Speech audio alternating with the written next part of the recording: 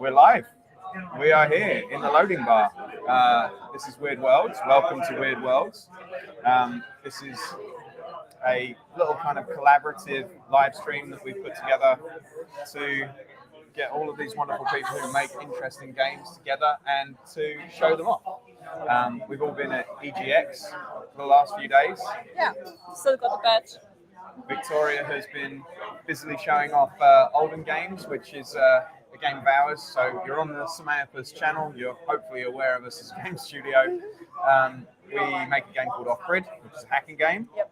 Victoria's been working on another game that we are working on in parallel, which is a Viking chess game. We'll probably show a little bit of that to you coming up. Yeah, we're going to get a couple of the devs come along and play their games and talk to us. So, wondering, Mr. Partridge, Samuel, would you like to come and do a dev interview and play a bit of a Clue?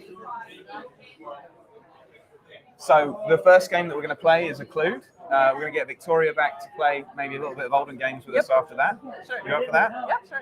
Perfect. So, in the meantime, well, I suppose pull him over. Oh, he's in the middle of doing business. We're gonna have to tell jokes for a moment. I don't have any jokes. Any world-based jokes? World-based. Any weird jokes? Any video games jokes? Well, you can't just put me on the spot like No, that. I can't. It's not fair. Well, okay. What we should do then? Maybe we just take a quick sneak peek at Olden Games. Surely. Yeah. I will try to launch that just quickly.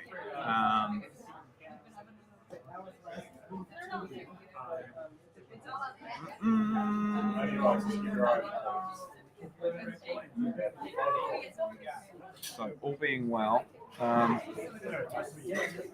we should jump into here. Oh no. No, that's the old one. So then the Olden Games. Yep.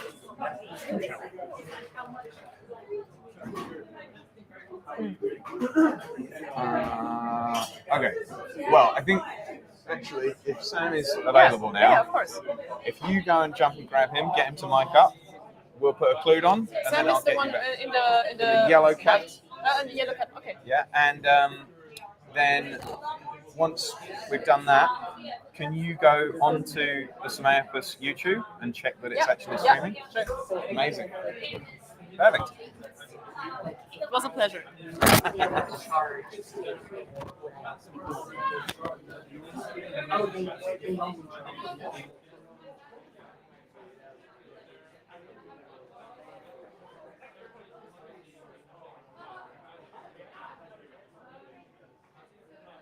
Little Mikey thing? I've got a Mikey thing. Are we live? We are live, and I'm about to turn you on. No. Oh! Well, it's recorded now. Oh, no, there we go. This is my OnlyFans. Welcome to my OnlyFans. Oh dear. This would eventually happen. How are we looking? Oh yeah, no, this is getting more worrying.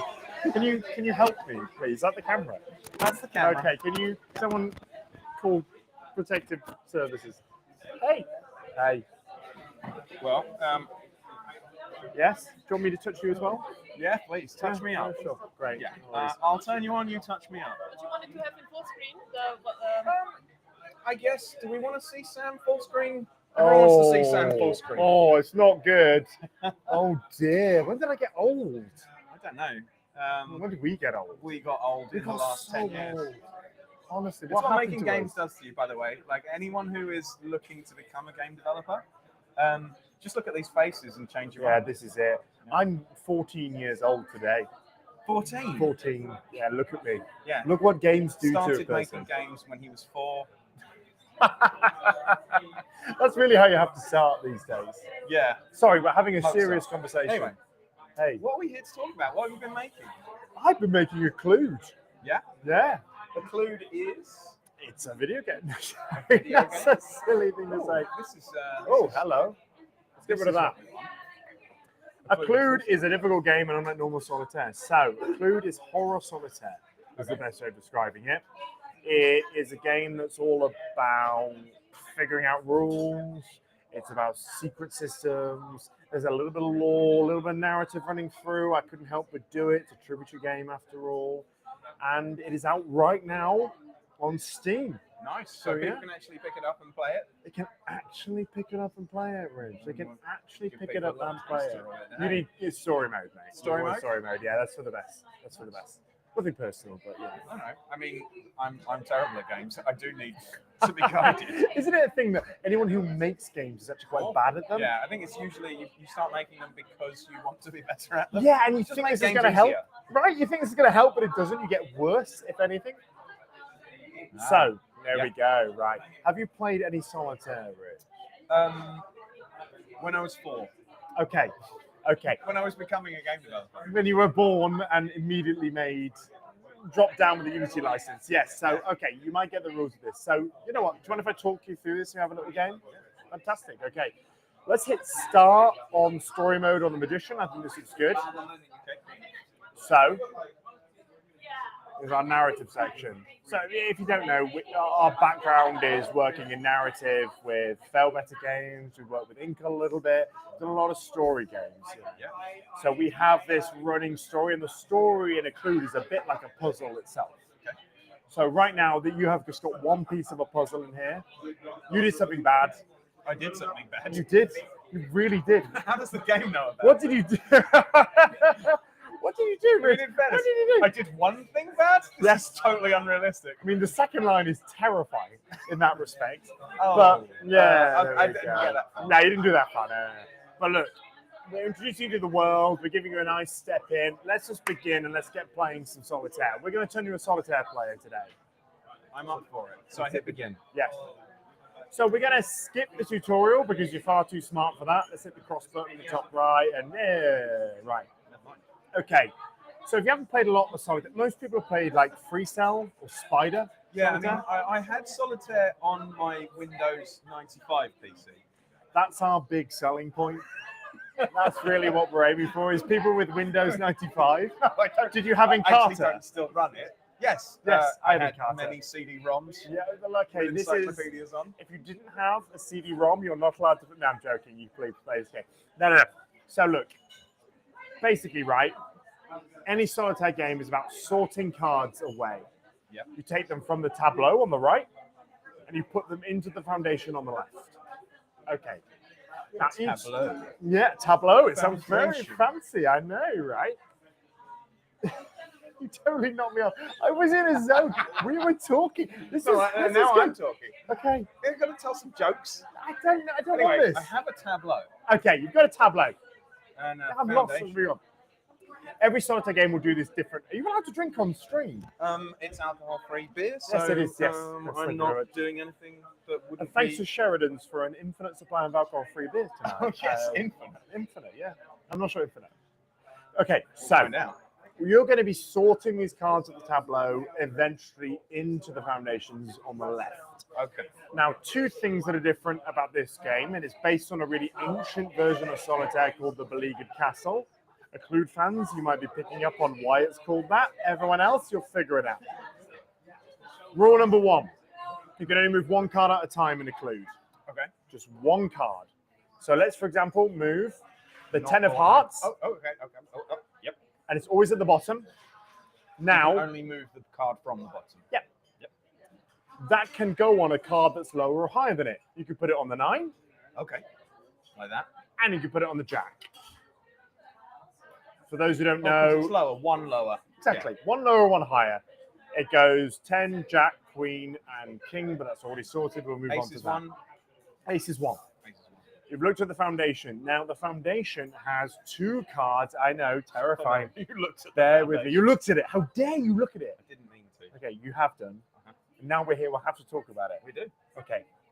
Foundation has two cards on it.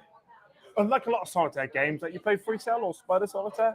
Yes, on my Windows 95. On your Windows, I forgot, Which is, on your Windows coming up for 95 its machine. 20th anniversary. What's it like being old? Oh, I love it. That's awful, isn't it? God's sake, I was on a roll. We had a Quit life. worrying about the roll. They Okay. like watching us make mistakes. They like it. They love it. Little confused and flustered. They're like, why have two old age pensioners found the internet?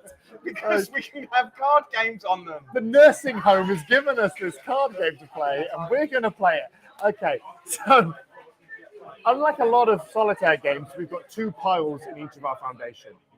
Ace goes from ace up, ace 2, 3, 4, 5. Yep. King goes from king down. King, queen, jack, 10, 9, 8, 7, and so on. Right. Make sense? You're going to have to keep talking and I will Yeah. catch up. Sure, great. What we're going to do is we're going to start organizing cards into that group over there. So my suggestion is, why don't you move the 9 of hearts onto the 10 of hearts? Like this. Lovely. And let's move the 8 of hearts over as well. Because I want to place a card. Yeah. I want to take the queen of diamonds, This one. pick that up, Mm. and drag that over to the king of Yeah. diamonds. Okay, so this pile is allowed to go downwards Yes, because it's on the right-hand side of the Right. foundation, exactly. Yeah. and the pile on the left can go upwards. So you might need to get the two of diamonds out, but that's buried over there, right in the corner. Right, I'm not going to yeah, get that. We'll get that later. We'll get that later. We'll get that later. Okay. Now another rule for you, Rich. See that 4 of clubs there on the left? I think so. Am I? That's an ace. It's been a long day. That one there. That one there. Come on, in the tableau. We've spoken about tableaus. We're at an obtuse angle. I'm at like probably 60 degrees from the We're screen. getting a great side view. How's your profile? Because I know my nose looks better in We're profile. straight on. The Oh, TV is oh, the wrong TV angle. is right. So That's I'm why looking I at the can't crowd. count, Okay, okay, right. etc. What we're gonna do This is is a 4. that's a 4. Yeah, just okay. Go. Okay, what? This is solitaire. Anyway, that can go into a free cell. Okay. At the top, we've got 2 spaces because you're playing on the nice and chill story mode. You drop that in there. Oh, it is twisty. Yeah, drop it in. Great. Nice. Those can hold 2 cards Right, as so you get them out of the way. when I'm sorting stuff, I can go, I've got 2 things, that's Yeah, my get 'em 3 away. cells. Move them, but I can bring them back. You can't stack them in there like you did the hearts. All right, because if I did this, it just goes, I can't go there. No, no, not allowed. Yeah. Drop it back. Mhm. Let's put the 2 Mhm. over into the Yanks. clubs. Drop it anyway. Don't worry about it. Great. Okay, and that's it. There's Nice. no other Now I systems. can There's no work other my way rules.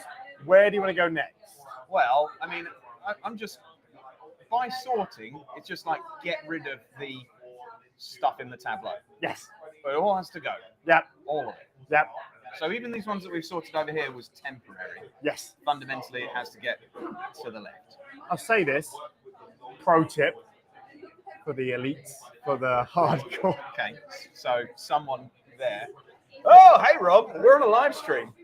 Oh, it's Rob. Hey, Rob. Nice to meet How you. are you doing? Nice to meet you. How are you doing? You all right? I'm learning solitaire. The learners are the viewers are The learning. viewers are solitaire. learning solitaire. And You're learning solitaire as well now. now you are. Yeah. Spooky solitaire. Okay, spooky. I thought it might not be standard solitaire, but it can have Well, why don't you Ah. beyond standard pull up a solitaire. chair? Actually, Rob, it's a form of the 18th century solitaire game known as the Beleaguered Castle. I think no, I'm joking. It's spooky, weird solitaire. Do you want to pull up a pew and? Get a Almost, bit. quite timely, given that it's coming up to the 30th of Yeah. Yes. October. It's spooky. Yeah, It's spooky. spooky. Exactly. Thank you, Rob. Excellent. I should grab a beer. Grab a Leave beer. it to your live stream. Okay. Well, thanks for coming. Okay.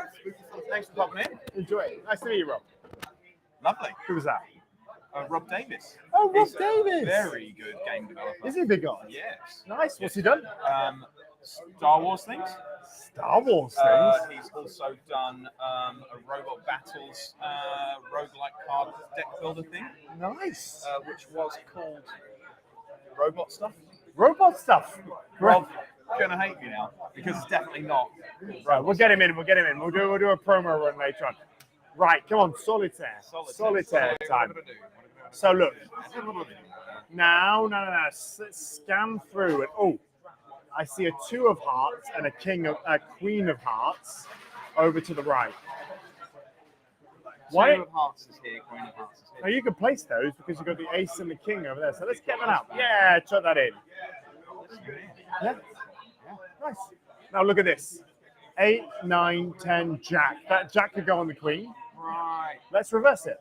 Let's drop that 8. You're in a nice clear space over there. Oh, so and you just start stacking these boys. as I was saying, the pro solitaire players know that organizing them in the space is the smart way to go. Jack can go this way. Yeah, drop that 10 in. 10, Nice.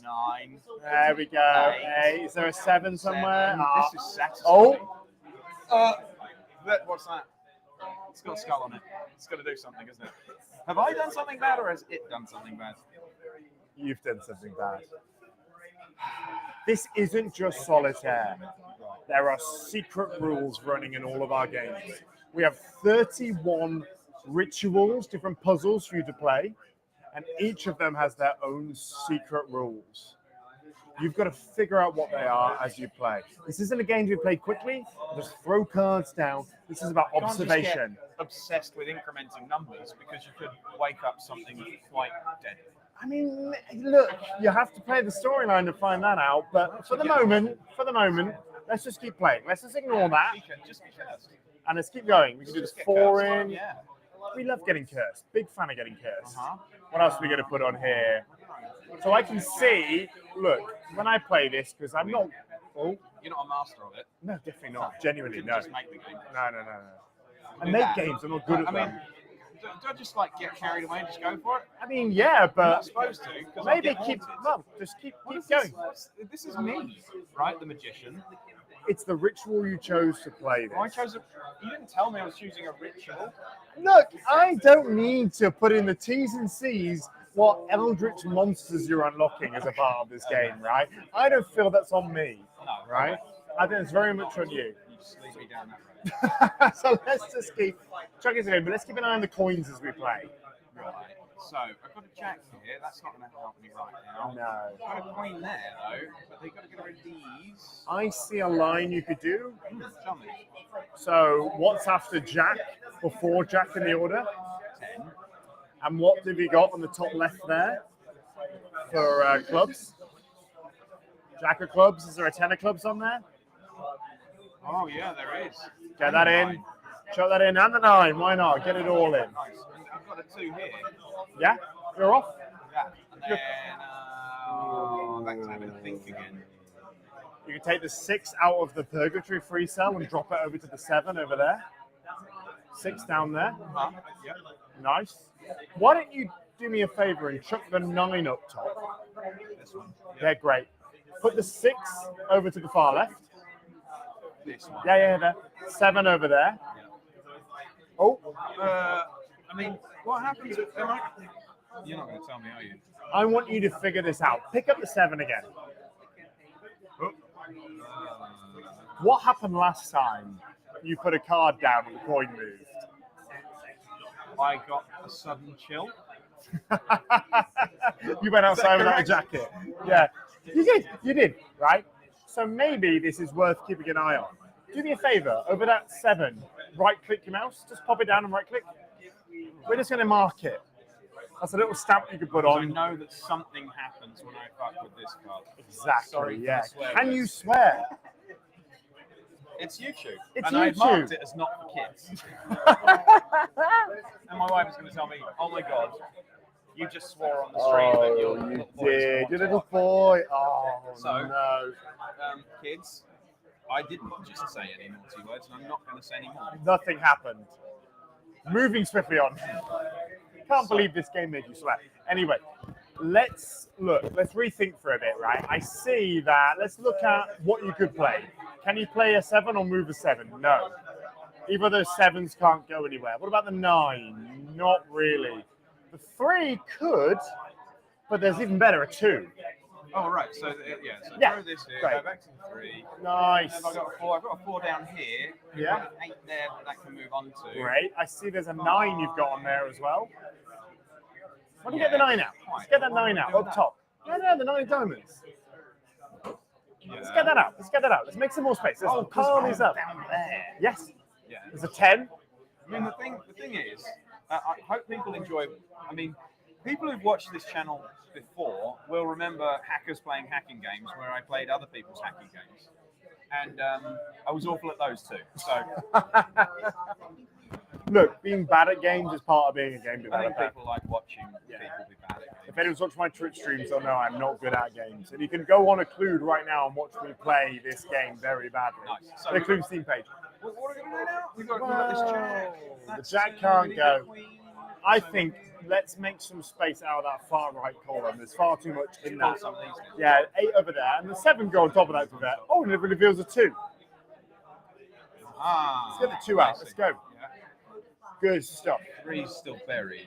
Look, that 9 there is doing no favors for you. Why don't we throw that up into purgatory?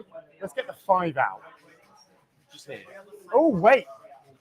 You've got an undo button. Let's use it, because I've just had a thought. Did that just turn up? Been has there that the whole been there time. Good. Been there the whole time.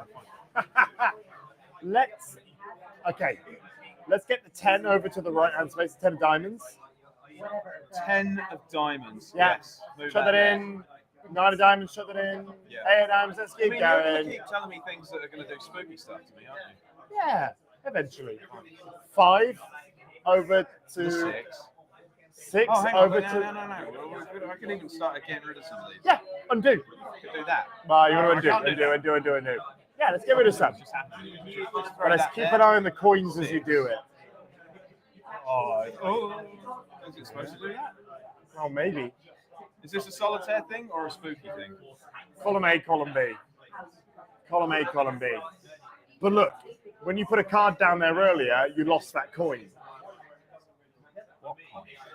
The coin up top turned to a skull. Oh, it did. Yeah. So I think we're just going to have to ignore that for the moment. Why don't you put the 6 of diamonds onto the 6 there? Lovely stuff. Let's get that jack out for the record. This one. Pick it up. Great.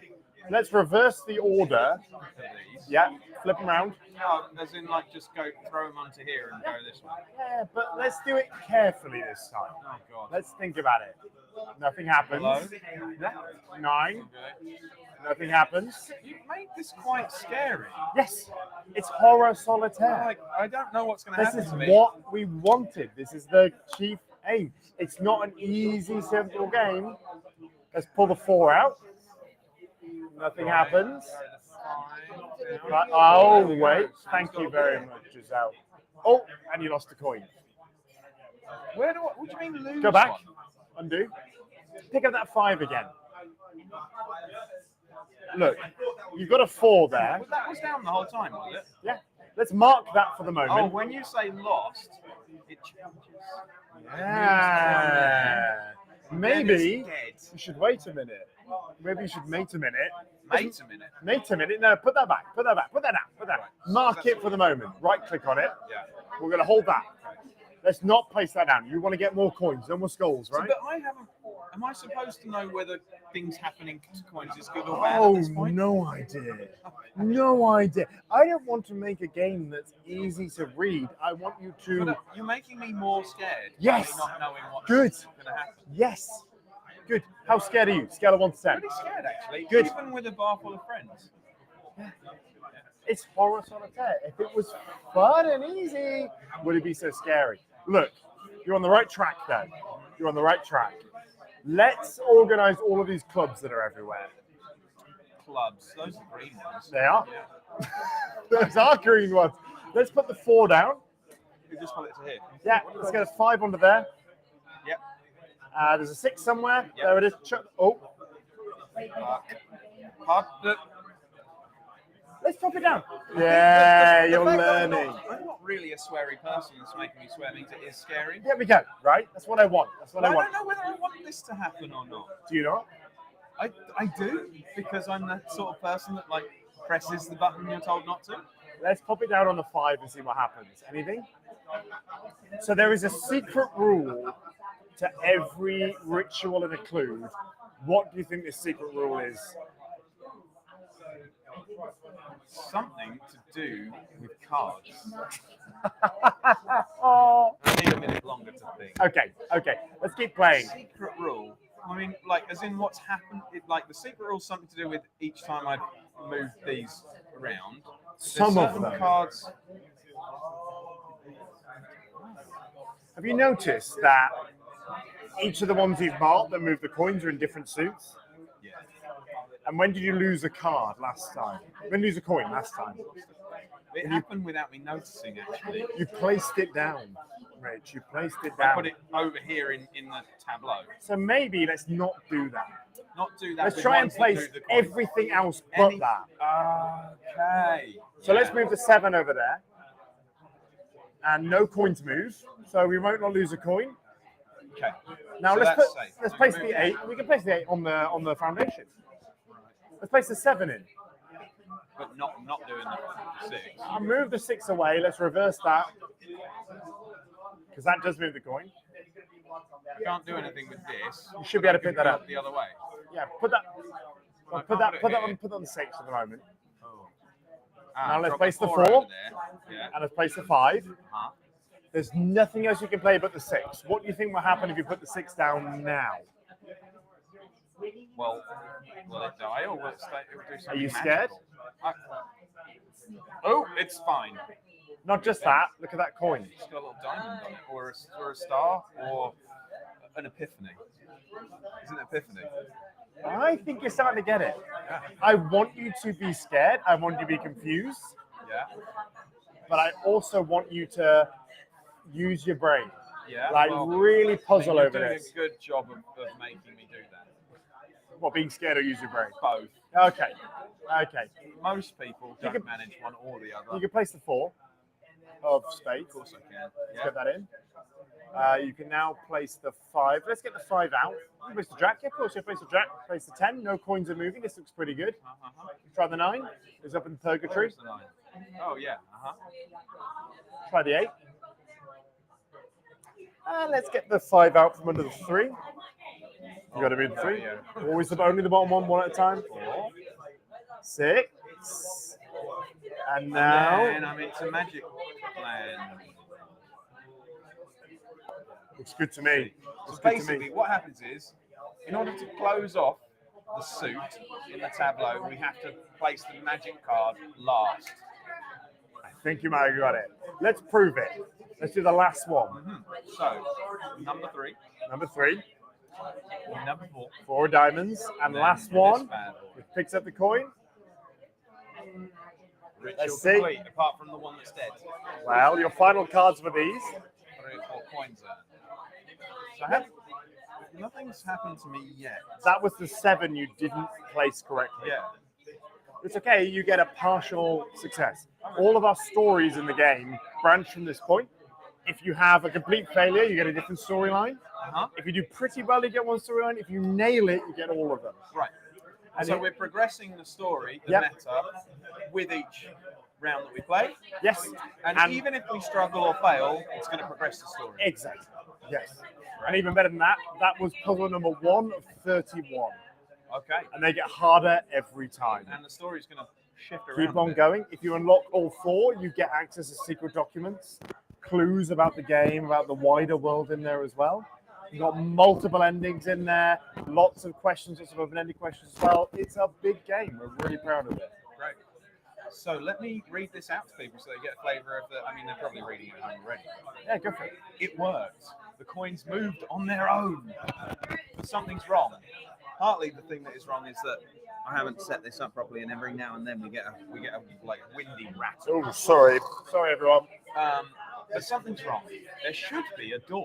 The guy at the gas station said any old pack of cards will do. Maybe you didn't get the rules right. Gotta get out of here. You hurry out in the rain. Turning up your hood. Behind the diner, there's a sodden little hobo with a rat face. Wow. Okay. We're not a nice person. We're not a nice person. Rooting through the garbage.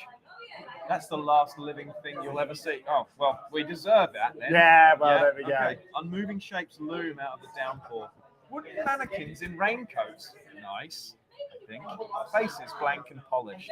You break into a run. No matter how far you go, how long you wait, that's all there is. Puppets in everyday clothes. Walking puppet dogs. Reading newspapers with pictures of puppets on the front page. A sea of empty faces. A motionless world. Reaching up to your face, your fingers brush against smooth wood, and you fall still. I died. Did you? But you did unlock new rituals to play. Okay, well, that's fine then. As long as I've got a game while I'm dead. 2 new rituals, in fact. So now we go back and we choose which ritual we want to proceed. Yeah, it gets harder from here on out. And each of Who's the normal? Lenormand, yeah. It's Lenormand, yeah. There we go. All of these different rituals give different clues to how you're supposed to play them. Nice. Oh, okay. I think maybe I have an idea how the normal works. Maybe. Well, let's do it. Right, you better go. You want to try Lenormand? That's this one. It's really hard. It's only going to get harder from here on out. Okay. Let's give it a go. I mean, if we lose, we still progress. Yes. Okay, so the thing with Lenormand is that it's a style of fortune telling where you get 2 cards and you use 2 cards and like together, and it's the 1 card on its own doesn't really mean anything, so it's combined. You're on a live stream, you know this. You are. I was like, he's so natural, he's so bold, it's wonderful, a natural streamer. Oh, you don't want to? No. Okay, we should have warned you. I'm really sorry. Well, we are on a live stream. Here are my top 10 favorite slurs. No, that is not what we're doing. Giselle, I beg you. Giselle is making a wonderful game that will appear here. Absolutely fantastic. No, she's going to go on this. Giselle's amazing. You should all play her game. Superb. well, actually, Giselle, have you got a build that you're ready to come and show us? This is a great place to jump off. In the middle of Yeah. That's okay. I'll take over. It doesn't have to be a hurry. Like, you get that organised, I'll get another game to jump in. We'll do a little wrap up. Yeah. And get the next step in. Fantastic. Yeah. So, I mean, what I'd like to know a little bit more about is what inspired you to go in this direction, build a ritualistic solitaire game. 2 main reasons. Number 1, let's say 3. And it comes from the 3 people who founded Tributary. Number 1, I love a game that's really clear in purpose. Yeah. Like, it is my aim to make more games that are very focused in on what they're doing. There's not a lot of frippery, there's not a lot of extra UI pieces in there. We're just focused in on giving you a vibe, an experience. Yep. Number 2 is Harry, our lead writer. Yep. Same as me, XFL Better Dev, loves horror. And if you've seen from some of the writing in there, it's not basic jump scare horror. It's unsettling, it is Lynchian, it is weird. We didn't want to just do a horror game that's just spooky monster chases you. Of course, we have a bit of that in there. We wanted to do something that felt unsettling. Yeah. That idea that you could be wrapped up and cozy, but you're cozy in October when the weather's changing and the nights are drawing in, and you quite fancy something a bit unsettling, right, to play. Harry is an amazing writer and nailed that. The big inspiration behind this was Owen. Owen, my co-founder, who I founded the company with, is a huge fan of puzzles. He makes cryptic crosswords. You know cryptics? Yeah, he makes cryptics in his spare time. And he had this vision for a solitaire variant that would be weird and twisty. And all 3 of us came together and produced a clue. And really, like, we loved, so our previous game was King of the Castle, a big multiplayer game, lots of lore in. We wanted to give players a game they could just dive into and go deeper and deeper into the weeds with it and get lost inside of it. So those are our main sort of aims here. Those are our main inspirations in here as well. We love Inscription, obviously.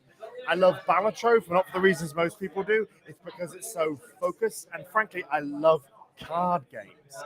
The wonderful thing about cards is you can give nearly anyone on the planet a 52 deck of cards, and they will know one game based on it. And that, for me, is wonderful. It's strange, almost, right? It's a universal language. Exactly. And to make a game that is so simple at the front, but as you dig into it and dive into it, it gets weirder and stranger and harder, I have an infinite amount of time for. Nice. So that's the clue. That's where it came from. Great. Well, thank you so much for coming and sharing it with us. Thanks for being on Weird Worlds. Thank you. A little bit of a transition into the Weird Worlds vibing what do we call that? Brand, I suppose. Ident. I'd call it an ident. There you are. Oh. There's you staring at it again. I know, worried. We need a better camera. That's my Yeah, fault. God, I'm old. What happened to me? Well, a better camera would only see that. Thank God we don't have a HD because it's been a rough few years, Rich. It's been bad. But we're still making games. We're Still here. We're still enjoying doing this kind of thing. We're still making. We're still in the loading bar. We're still making weird worlds. We're still making We're weird still worlds. making weird worlds. And if you'd be up for coming back, I actually want to do an extension of this where we talk about why you started building weird worlds, what it is that means world building draws you in, and why the worlds that you end up building are a bit weird. Yeah, Would you do that? I would definitely do that. Amazing. Brilliant.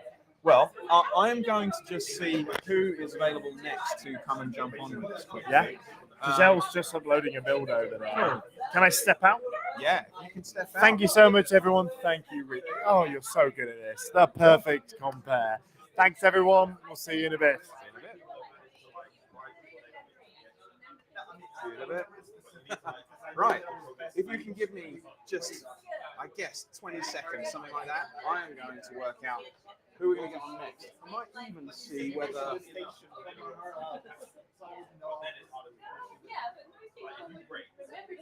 Edwin. Edwin, would you like to jump on the live stream quickly and show us a little bit of older games? Okay. I've never been to a live stream, so Well, fingers crossed it's all functional. You can try popping it on here. There we go.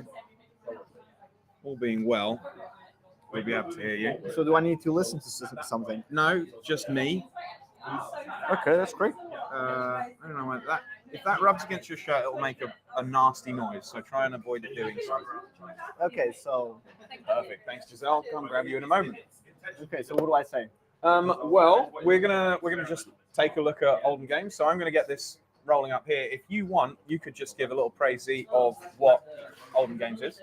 So Olden Games is a game that's based on Nefeltafel originally, and we put our own twist on it, which is making it different, having a different board design and including upgrades to it. So it modernizes the game a bit. It strays a bit from the original concept of the attackers and defenders, and now both players are both attackers and defenders.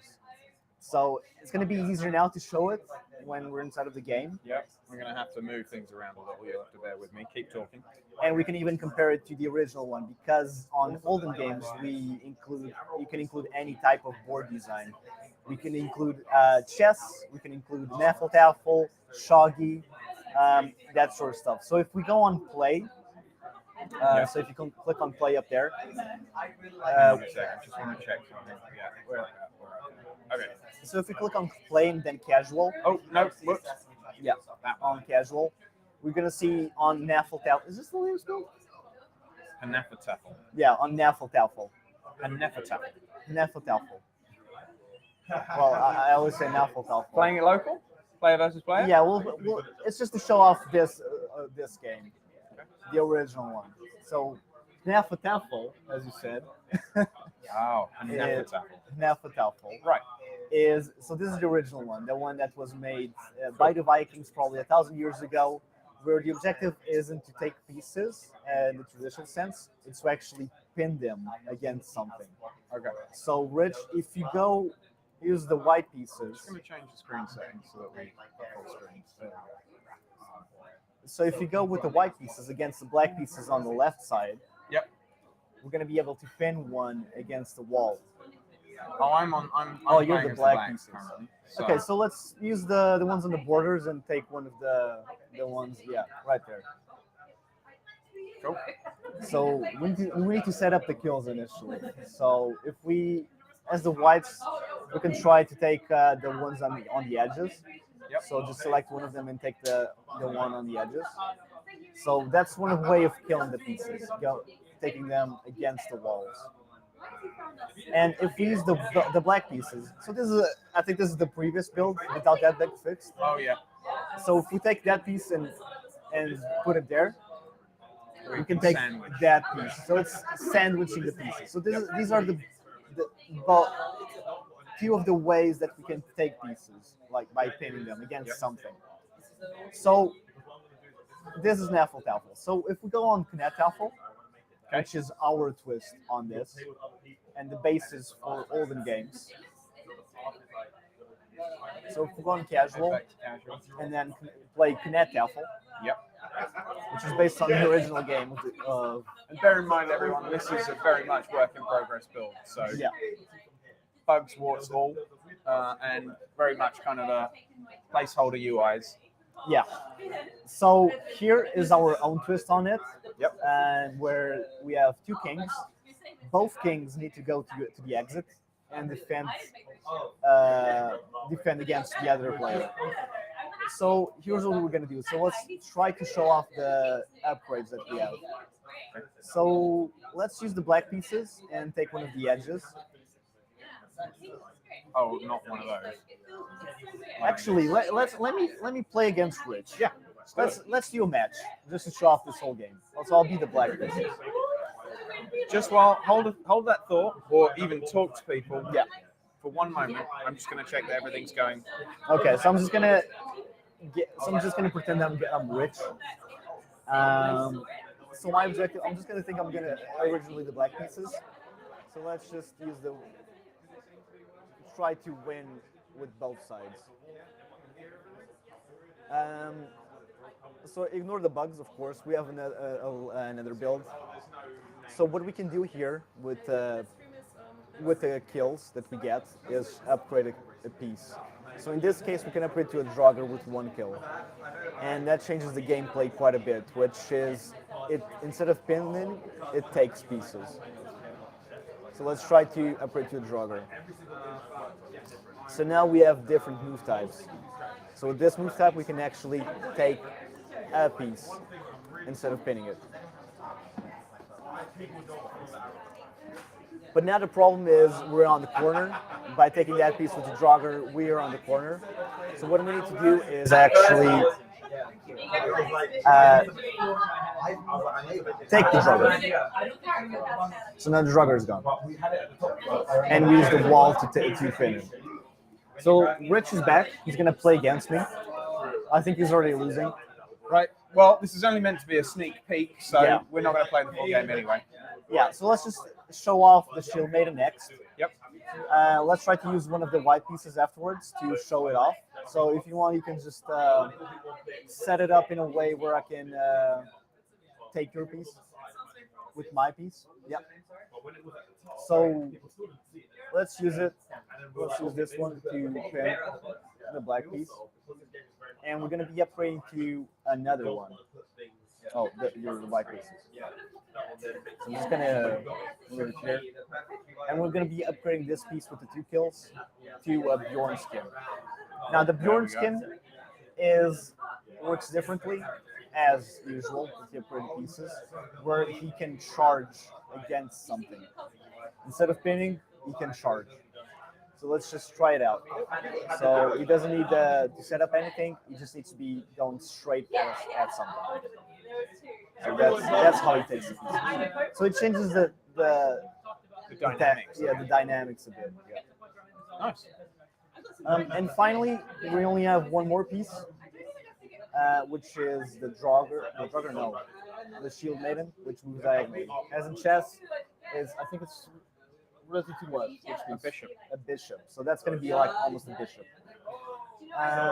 So let's just set this up a bit,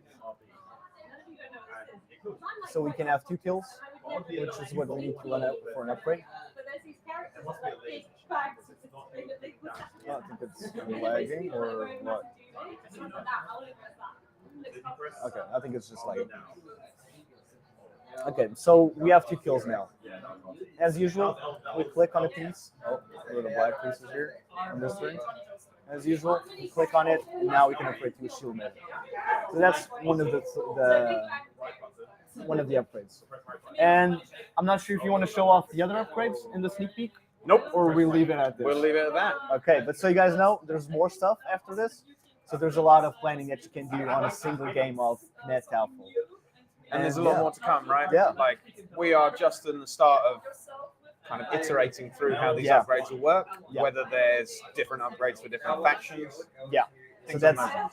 that's a pretty good feedback that we got. Like people seem to get excited on having different upgrades for factions. So that might be something that we explore, which is already we already explore that in the campaign. And on the campaign, there's different stuff that's going on that's different from this game. So it's not just this. There's a story.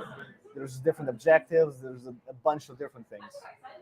And yeah, I don't know if you want to add something more on it. No, that's perfect. I think it's nice to leave it there because, as we said, this is like the first sort of outing of this game at all. We've been at EGX Comic Con for the weekend, getting people playing it live. You, as friends and fans of Samayapus games, are getting a first little insight into it. Yeah. But it's not technically officially announced. There's no Steam page for you to go and wishlist. If you want to kind of follow development here and development on Off-Grid, Off-Grid we have an expansion called Red Team that is coming along nicely as well, that will be showing more of incoming streams. Then go to subscribe.samayapus.com, sign up for the mailing list there. If you were on it before, please sign up again because we actually lost a few mailing list IDs in some of the campaigns. So if you haven't heard from us in a little while, then make sure you go and sign up on the subscribe again. Otherwise, I think it's a good point to break off and we'll get another dev in. Yep. Cool. Okay. All right. Well, in which case, thanks so much, Edwin, for coming by. Of course. And see you in a bit.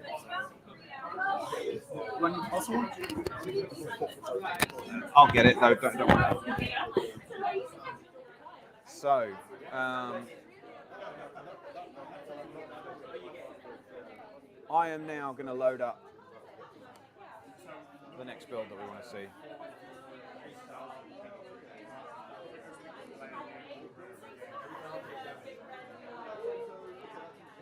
And I guess also, like, massive thanks to Sheridan's, who have helped us put this on, and the loading bar.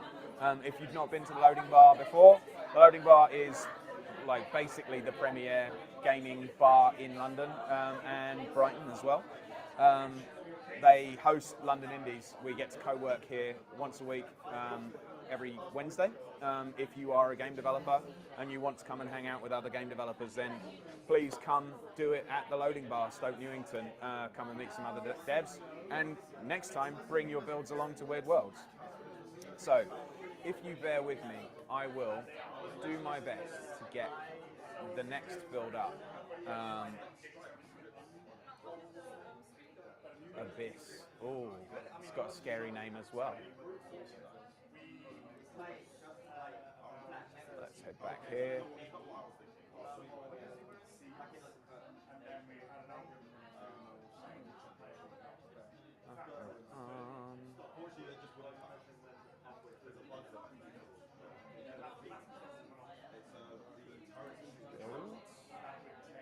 We're nearly there. Hopefully you can hear the flute music, kind of keeping us all chill.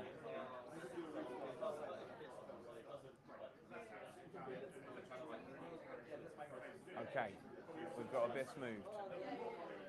We need to go extract Abyss.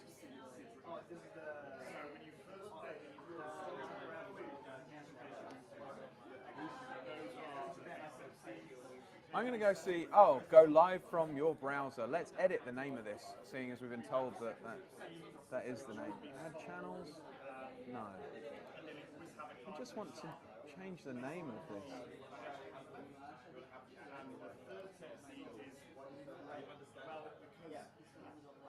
No. Well.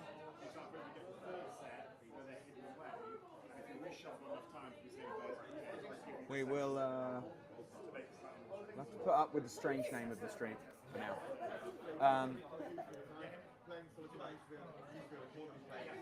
But we do have the build for Abyss ready to go, it looks like.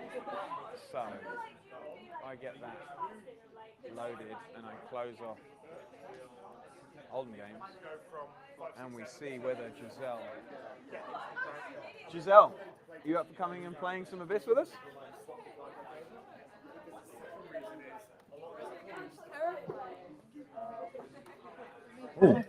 How many people are watching this? What's that? How many people are watching this? Maybe one. I don't know. Sure, okay. No, it could be plenty. We've got no idea. It's unlikely to be more than 100. Sure, that's fine. I'm tangled. Thank you again for organising this, by the way. It's You're really welcome. cool. Thanks for coming down. I didn't realise it wasn't just a one-off. I've heard people say this has happened multiple times. Yeah, we did one in Brighton in the summer, just after Develop. So as a way of closing out Develop.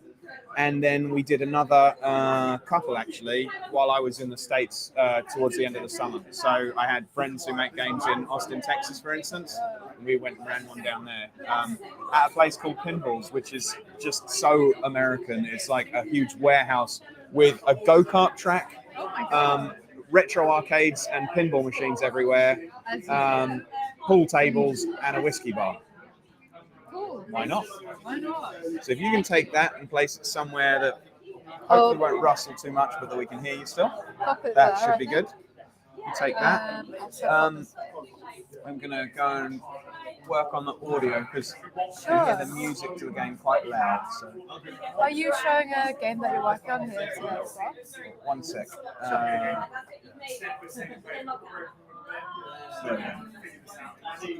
What were you gonna say there? Are you showing a game that you're working on today as well yourself? We just showed a little bit of Olden Games, which is the Viking chess game that we've been working on. Oh, fantastic. So, I love yeah. chess. Well, hopefully you'll get to play it sometime, but let's Cool. focus on Abyss first. So let's get this full screened in a way. So will hilariously, work. Abyss was the name for the Game Jam version that we're not using anymore. But as with all things, it's too late to change the Unity file name. And this is just placeholder. Yeah, if we just full screen that. There we go. Oh, Looks like we're here. Well, I mean, first, do you want to just say hello to everyone? is this camera? This is the camera here. Hi. I don't know what to say. I'm Giselle. I'm like one half of Mango Pango Studios, which is like a totally unannounced studio. Nice.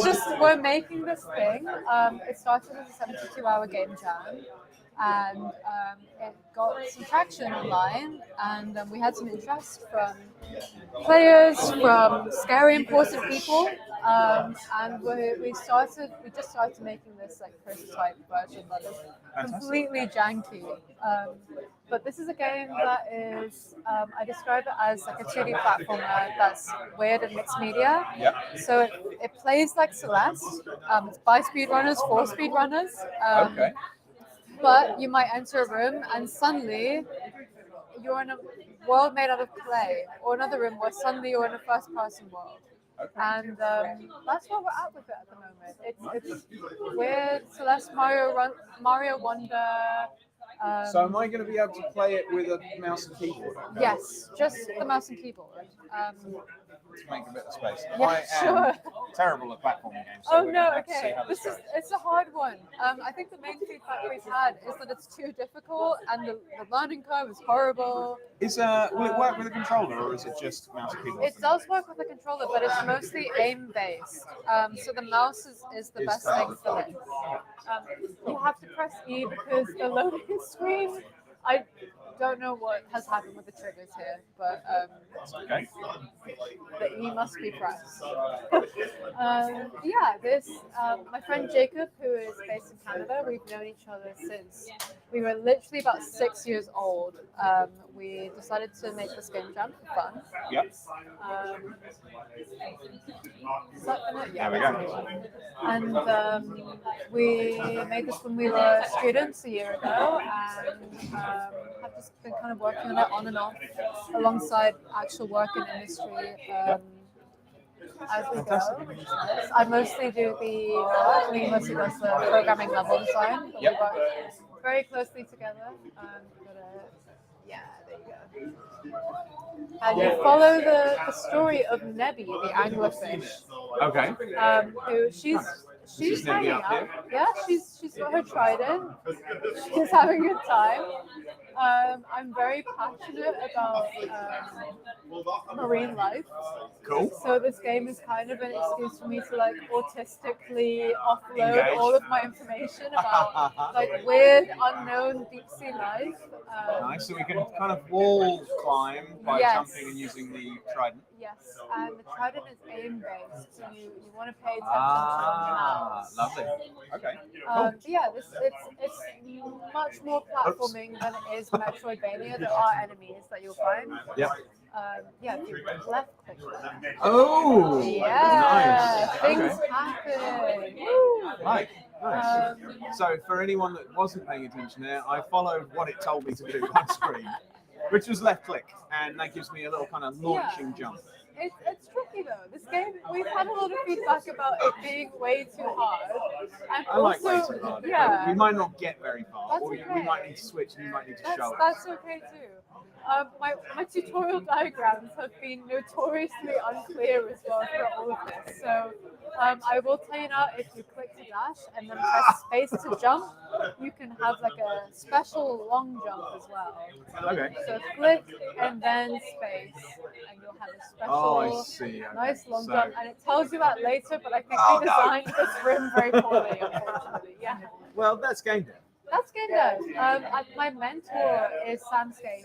He was fantastic. He made Corpo Nation. Okay. And he said to me, the main thing to keep in mind about game dev is that it's a perpetual process of making your game easier and easier and trying not to cry the whole time you're doing that. And I think So I that's wish really someone real. had told me that 11 years ago. Yeah, 11 years, wow. Yeah. I mean, I should have learned it 16 years ago, in fairness, because that's when I moved into games. But certainly Right. starting my own studio. Right, yeah, But wow. you know, that's fantastic advice. It's And good advice. honestly, looks like you've been paying attention to it. Like this game is already like nice to play. It feels I'm fun. glad. I'm obviously not quite managing Don't worry, to. we've made it way too hard. Where do I need to hit space? Like what quite time? late. Quite Hit it late, yeah. And You wanna- how high am I trying to traject? Higher than you think you need to, because it does curve, and I've had some good feedback today Whoops. about it curving too much. So we will be Oh, no. Ooh, you That saved just about yourself there. worked. I'll be examining that. But yeah, this obviously you're in a pixel art world right now, but it does get super weird in mixed media. I love Okay. weird art games. Nice. So this isn't the final art style. This is just part of it. This is part of it. You enter with little pockets that are mixed media throughout all of this. Nice. I'm really inspired by Mason Lindroth, who made Pilots, which is a crazy game. It's made in clay and 3D scanned in, so there's some inspiration from that.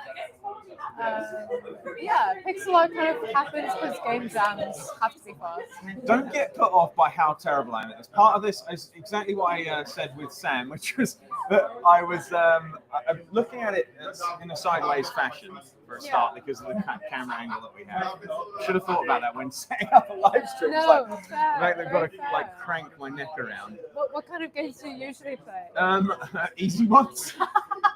I don't know, like Okay. I'm a strategy games guy. I like to like take yeah, my time fair. and not have to really think too. This is think the plenty. opposite of that. This is a speedrunner's game. I know exactly. So me and my friend who made this, we both speedrun Celeste, and that's where this came from. Nice. Well, do you want to take the wheel and talk me Sure, through it? I a can little do bit? that. Sure. Like, you should be Even right. I'm quite bad at this, which is testament to how hard it is, and we do need to fix that. Oh god, this is a hard angle. Oh my god. It is. a hard Okay. angle. Oh, but there we go. There we go.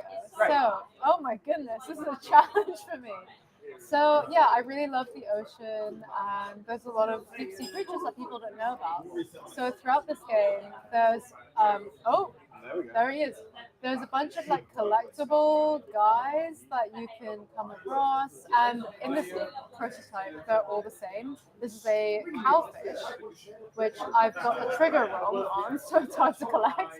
But in the final game, we're hoping for a bunch of different things that, like, I can just make. Oh, there we go. I can nerd out about deep sea life, and they're all unique, and you collect them, and they appear in a hub.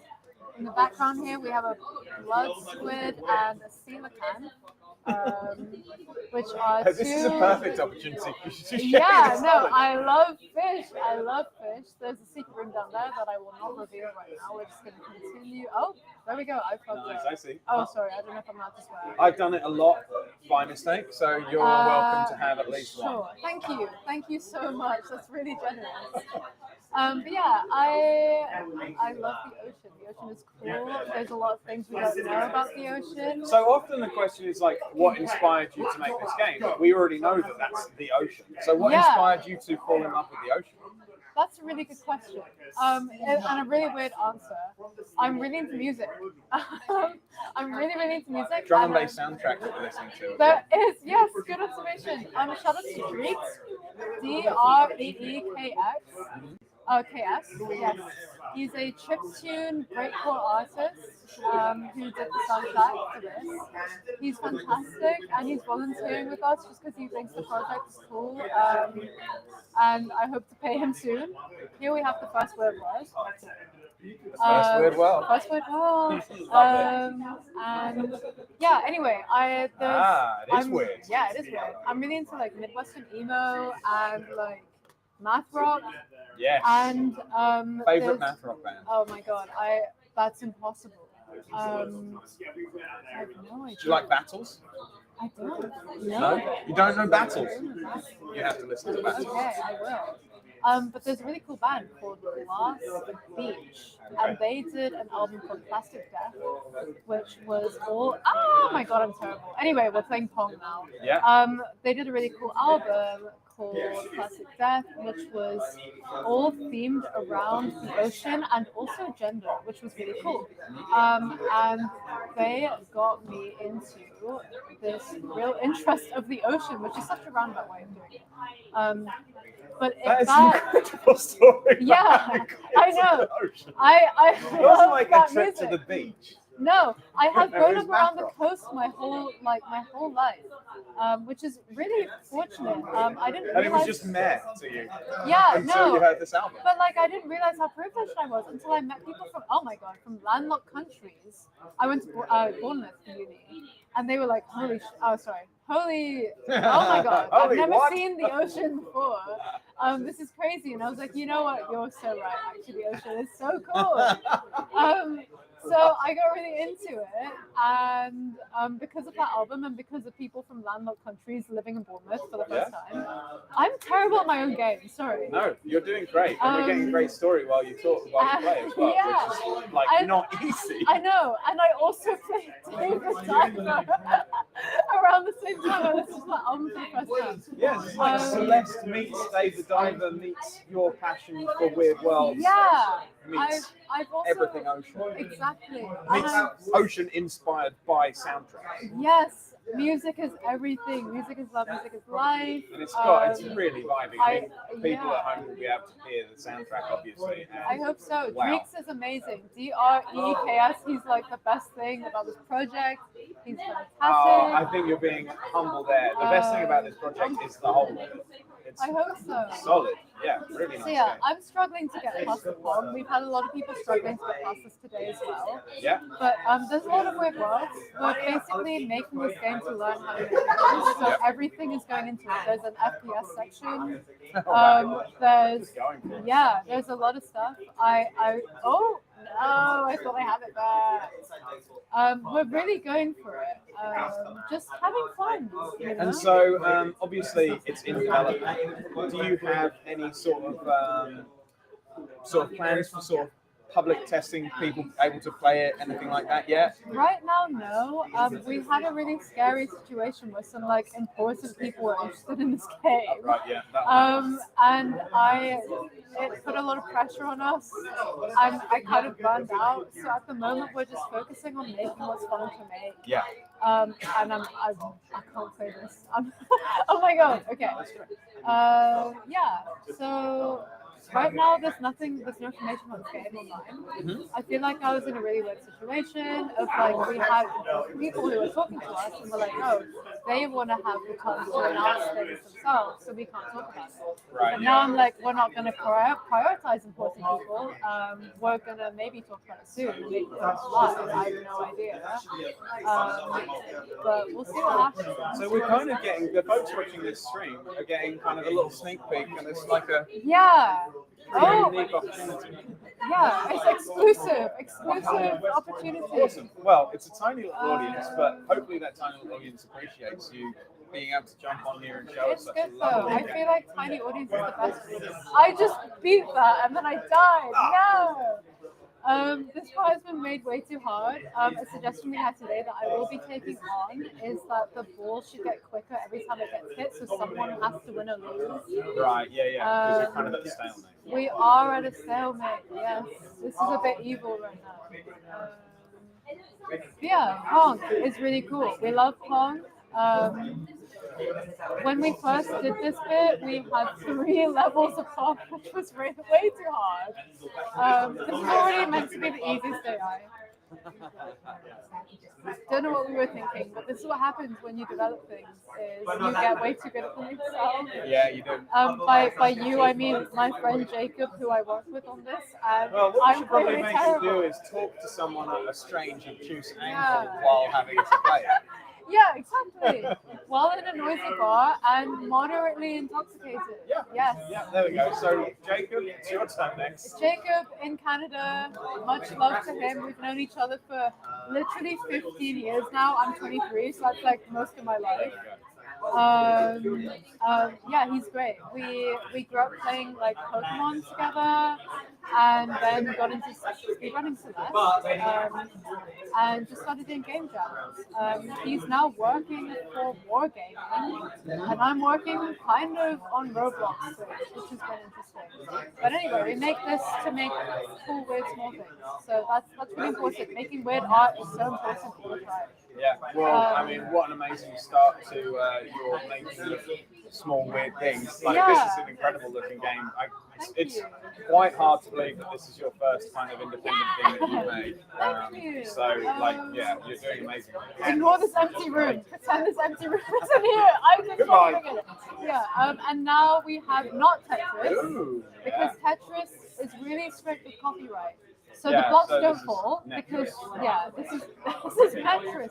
This is not Tetris. That's very important. Yeah, the blocks don't fall because that would be a terrible copyright sin if true. Yeah, if you stand I think inside yours the is shadow- mechanically very different already. Thank you. Yeah, you die if you stand inside the shadow for too long. So that's a bit scary. I struggled with this the first time we tested it, and I clearly am not going very fast with it. As I mentioned, this game is meant to play very quickly. I'm going very slow right now, but that's The okay. design is really like neat, and you. yet it's going in so many different directions. I mean, like, how the process for putting these things together? You're just going, oh, hey, that would be nice, and we're throwing it in and giving it a go. Pretty much, yeah. If you're interested in this game, very much recommend checking out Rubato. Okay. RUBATO. My friend Dylan is making it, and it's coming out soon. And, oh my god. It's a 2D platformer as well, and also super weird. The way he describes it is it's like the last two episodes of Evangelion in a game, and I think that's very cool. But yeah, we're gonna progress to the main area now. Yay! Killing jellyfish. Got some funny worms swimming through the background. And yeah, the way this game is ideally meant to be played is very fast. Speed running is cool. We're not going to go through that secret room right now. We're going to keep going. I'm hopefully not going to die here. We'll see the production. It's very slow. I'm too fast. This game is way too difficult as it is right now. Oh, There you go. Yeah. there we go. I got caught out there. And we need to balance it, but yeah, it's really hard to do that and not feel like you're letting go of some part of the core Well, I design. mean, I think that the thing with this type of game is you kind of will need the audience to tell you a little bit. Yeah, about it. absolutely. And we've definitely been told that online a lot, and here as well. Thank you to all the lovely people here for all their feedback. There's also a secret room up there, which is really hard, and I don't want to humiliate myself by trying to do it. But yeah, this part is fun. We have some of our first looks into power-ups. We have a little lightning bolt. The game jam theme when we first did this was light, and that is why we have these. And they've just kind of stuck here. Oh, there we go. I didn't kill that jellyfish, which we need to do to unlock the door. Very fluid. The movement is like super natural. Thank you. Yeah, thank you to Jacob for doing maths, because I can't do that. Oh, this is quick here. There we go. Well, the other thing I was going to ask is, if you'd be up for it, I'd love to get you back on to do a longer form podcast where we talk about your kind of view on world making and why weird worlds are the kind of thing that you're interested in. Sure. Yeah, I could do that. I'm very scared of speaking, but You're doing a great job, son. Thank you. For someone terrified of speaking, I used to stream on Twitch for a little bit when I was like an art streamer for a bit. To help me kind of get over social anxiety, but also it's nice sometimes to feel like you're being supervised when you're making art, so you actually get it done. So we'll attribute any ability to speak to that. Thank you to twitch.tv, twitch.tuvalu. Terrible, terrible company, but that's okay. Brilliant. It's all good. Anyway, Well, Giselle, thanks so much for coming and showing your game. of course. Thanks so No, much thank you for for coming putting and being this part on. of the Weird Worlds. We can And, leave the boss spoiler free, maybe. Yeah, We'll let's let do people that. find the boss themselves. That's okay. Yeah. Yeah, thank you so much. It's Yeah, a really cool thanks event. so much. I will unplug. Yep. Who's And, next? well, I think next we actually want to get the elemental flow function. This game looks so cool. You up for coming and Looks so playing? good. Thank you so much. Thanks, Giselle. So when you say conversion, Right. so followers or to So let's try and make sure we can all fit in. Yeah, we're going to have to share a mic. Because we only have the one. There we go. So, if you give me a second, I've actually got to unpack the build. Our camera is here. Do you want to pick up? Or are you good with? No, I'm okay. We squeeze a little this Yeah, way, yes. then we'll all be in shot. This is the camera that we're speaking into. There we go. And effectively, I should be able to go find the build quickly. fans on Instagram. Yeah, so let's Mass close audience. this down. That's what I found personally. So you And just want to like such a strange angle to have to work with. Oh yeah. That's the drive. That's one of the things you need to remember. That's always getting immediate. Flow. Not recently, I went to an event. There we go. Yep, that's the one. You should probably have a controller. Okay. Do you have a controller, or should we bring one Go over? grab one. That'd be Yeah. fantastic. Or if there's someone else about to play. No. There we go. Perfect. Especially in our industry, a lot of people are very shy and not social. You see someone and you're like, you want to talk to them, you don't. And you see them again, it's like, Amazing. Right, let's give it a go. Each time you see that person, it's like it gets them back into your mind. Like, the opposite of your mind. Of course, you need USB. So TikTok is like staying in people's mind. And it'll pop plug okay? Probably. We'll find out. We'll find out. Live bug testing. It's just so you don't It's forget slow. who they are, so you don't accidentally end up Pepsi or something. It's Oh, But It's yeah, minimized. like, it's minimized. That means that the controller is working now again. Yeah. I think that's what TikTok can do. You're not getting that follow time. There we go. What happened? Oh, it's throwing steam. There we go. Okay. So now we should. Okay. Now we should be on. Okay. Okay. Cool. I'm just going to adjust the audio, which is again going to close us out of the window. So just 1 second. Stop and start and stop and start. Yep. So, this up. Keep in touch so they don't forget you. Is this one here? Yeah. Let's pull that down to there. Do we need? Is the audio important to the gameplay? No. It's nice audio, but it's not necessary. Great. Well, if you could introduce yourselves to our audience, Okay. both present and future, because there may only be a few people watching right now, but we'll Sure. edit into something Yeah. so epic that many people will. The grand audience of one, right? Yes. So I'm Florencia. I'm the writer for this game. And I'm Destina, the designer. We're at T-Power Games, a two-person studio. Brilliant. And we met when you came and showed this game a long time ago, when you were first starting to make it, and it's Yeah, continued to flourish since, right? Yeah, this game has been a long time in making. Like, I think we've got it at about 7 years, like on and off. Yep. But it's been really fun to see it grow and change as we've grown and changed, like as both developers and just as people. Amazing. Fantastic. And it's so nice for the kind of homecoming of this kind of catch up to be in the loading bar. Yes. Because when we saw each other, when we played this last together, it was in the loading bar when it was in a different venue just down the road. Yeah, So yeah. this is super cool. Great. So I will, the controller is working. I'll hit you game. Excellent. You'll just need to talk me through it, basically. Okay. Because this is, I don't remember a whole lot from 7 years ago. It sounds like it's changed It's a very lot. No, anyway. it's changed, but like what you're seeing is a demo that's actually going to be publicly available on Steam November 5th. So hopefully it's a certain amount of self-explanatory. Yeah. But the short version of the game, I guess, is that it's a conversation-centric solarpunk RPG. So if you like picture an RPG, but instead of combat, you have conversations. But we don't just mean conversations with like words and dialogue choices. There's some of that, but conversations where you have abilities and stamina and you're trying to fill an understanding bar with your partner. You have strategic choices and it's a bit active as well. Nice. There's a lot of play in this conversation. Yes, yeah. So Great.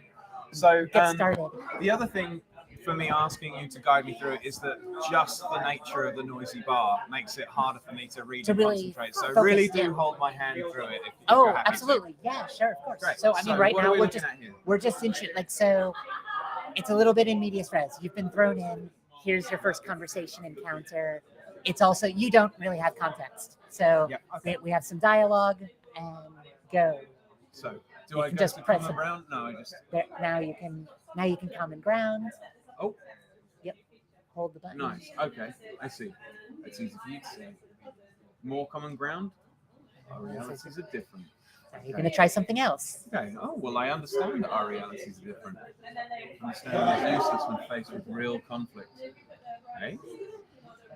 Try another way in this conversation.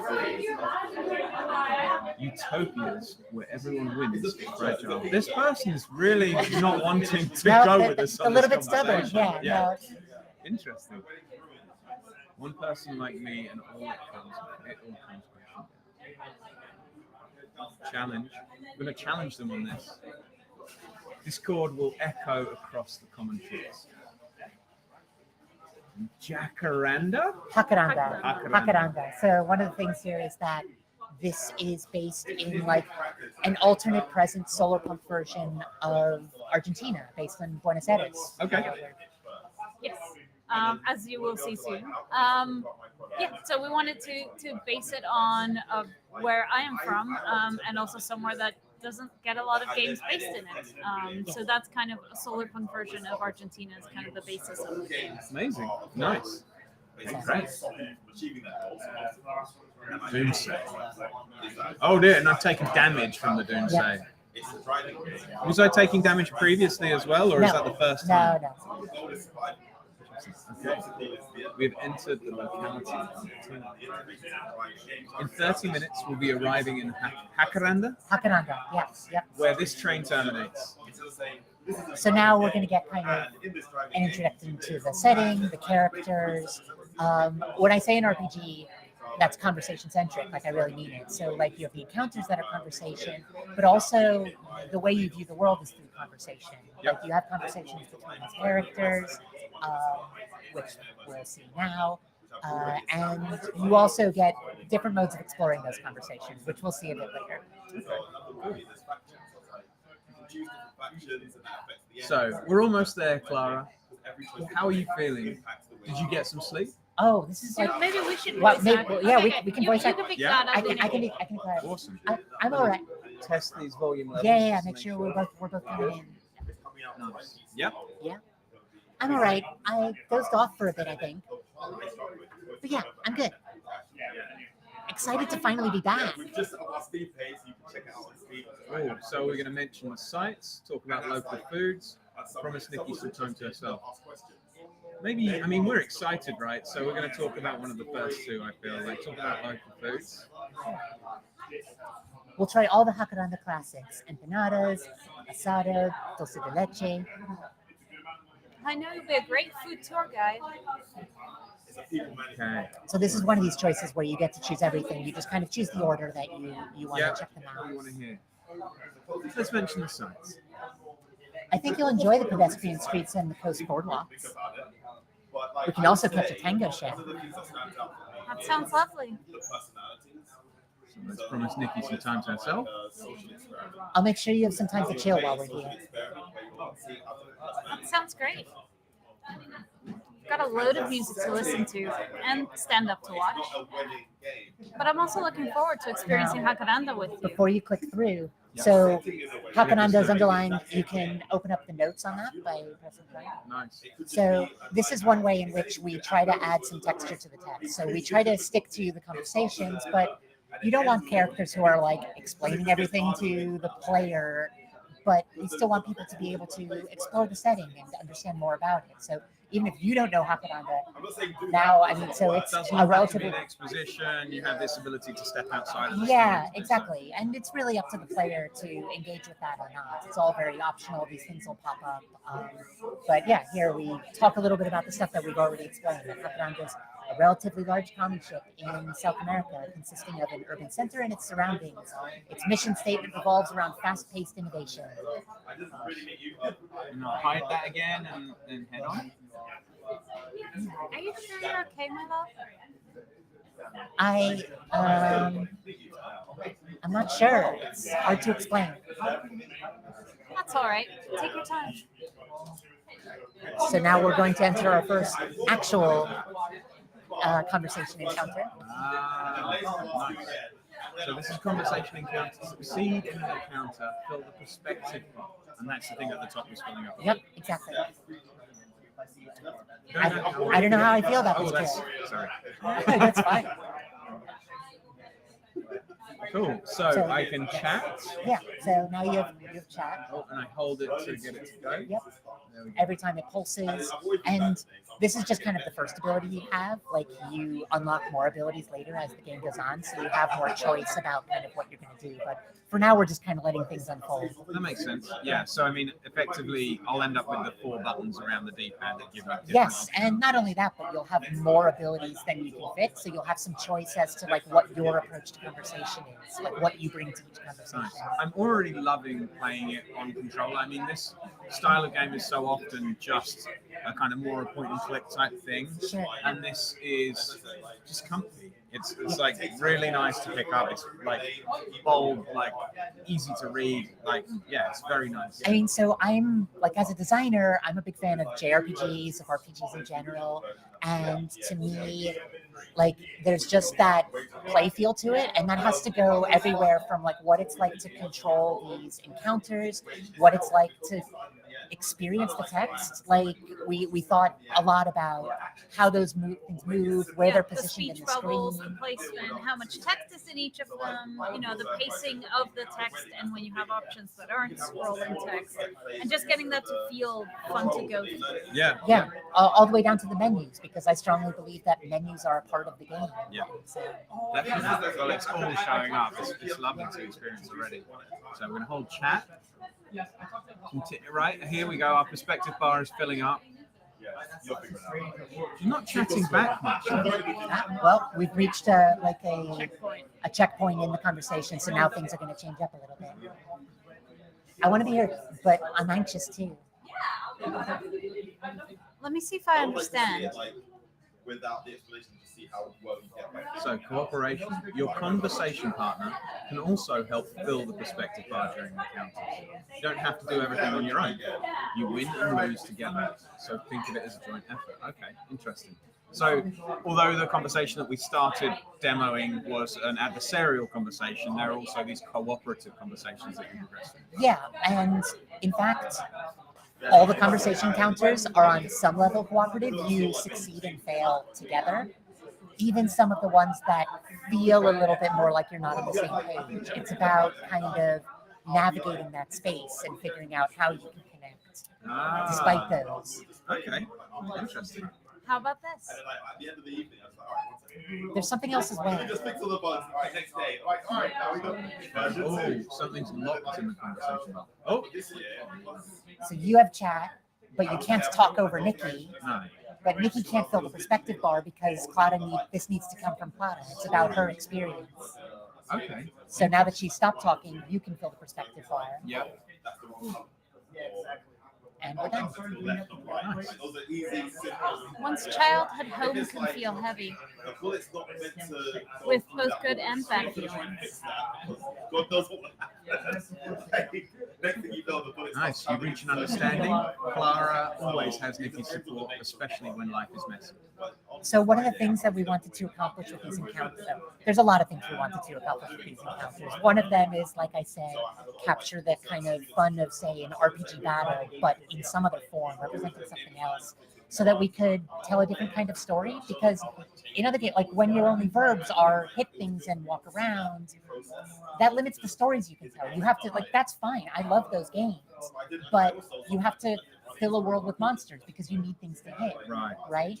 But if we explore different kinds of mechanics and make those fun as well, then you can tell different kinds of stories. So we can tell and we can write an RPG that's really about these interpersonal conflicts and really about those characters while still having some of that kind of strategic joy. Yeah. But the other thing we're trying to accomplish here is the feeling of conversation. So, like, conversation in a lot of games, if it has any mechanics at all, are like picking words from a list. We had some of that earlier. That's fine. You can do a lot of things with that. It's very flexible. That's great. But that's not exactly what conversation is like for me, anyways. Not all the time.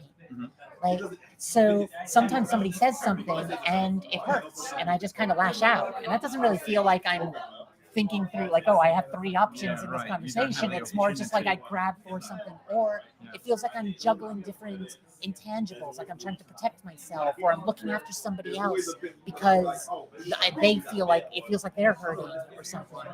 And we wanted to capture a little bit of that intangible here with these encounters. Like, so you have the words to tell the story, but you also have the feeling. And Yeah, interesting. Well, I mean, like, it's so exciting already. I can see, like, where this is going. So let's play on. So you reach an understanding. We've already covered this, haven't we? Yep. Nikki's support is there. There is a lot of business that come on designers. Coming back to your home common ship after 3 years must be strange. But they are different roles. That doesn't change, even if there's plenty you're looking forward to. Yeah. yeah, you're right. I'm just glad you're here with me, Nikki.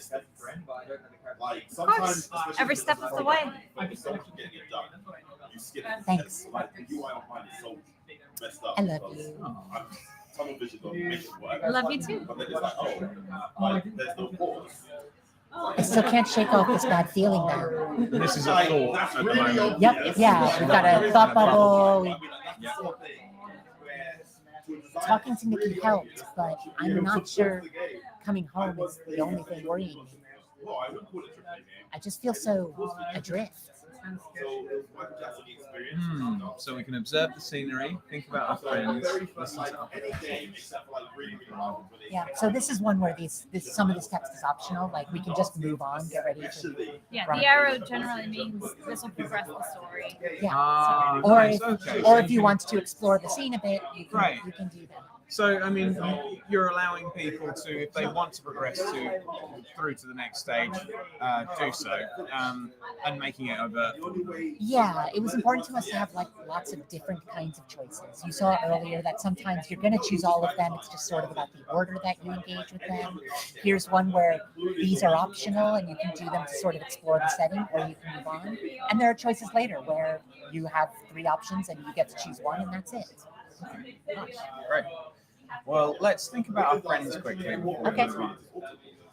I miss all my school friends and neighbors. It'll be good to see them all. It'll be good to see them all, especially Augustine. So we've got some notes. Yeah. So Augustine, Clara's neighbour and oldest friend, his loud excitement surfaces whenever he's passionate about something, and he's passionate about almost everything. Rather than wait for the song to finish, but there's no way to get He always seems so uncomfortable when we video chat, more so than my parents. Speaking of which, yes, I should make time to see mom and dad as well. Should we progress on? Yeah, sure. Let's move forward. All right, time to get my things together. Yeah, so I guess this is a good point for me to point out that the demo is about 3 hours long-ish, depends how much you engage with it. It represents kind of a curated bit of the beginning of the game with some sneak peeks of later stuff, just so you can enjoy them ahead of time. Wow, I mean, 3 hours is a lot for a demo. Yeah, no, it was important for us because It's some still of this an RPG. Like, we want people, if you just kind of get the beginning, you get the tutorial, and then you're done, and you don't get a feel for it. So we wanted to kind of add changes in kind, where you do a few scenes, you go to your home hub, you go re-equip your abilities, you go to some side quests, and we wanted to have a little bit of all of that in there. Yeah. I should say sorry. Well, let's save. So you have to be offbeat for it to count. It won't. It didn't. Finally, back on solid ground. No auto saving, so please remember to save. Yep. Yeah, the station looks so welcoming, too. It's like you need a delay. Speaking of welcome, is that Agustin? What? Where? As soon as you play it, you know it's wrong. There we go. Yeah. Oh, I should say that. You can say Clara. Hey, Clara. August, what are you doing here? Surprise. It's so good to see you. Time for 3 years worth of hugs. It's good to see you too. Oh, that's me. Your turn, Nikki. Wait, August, Nice to meet you in person, too. All right, girls, let's get walking. Your tram is outdoors, all the way on platform 15. hey, It's okay, I'll be fine. Let's keep up. So, how are you both? Good, bad, excited, tired, hungry, all of the above? excited to be here, but a bit tired. We've been on a train for a whole week. Man, I don't think I'd survive cooped up for that long. Must have given you time to catch up on things, though. It did. Again, pause, no skip, no replay.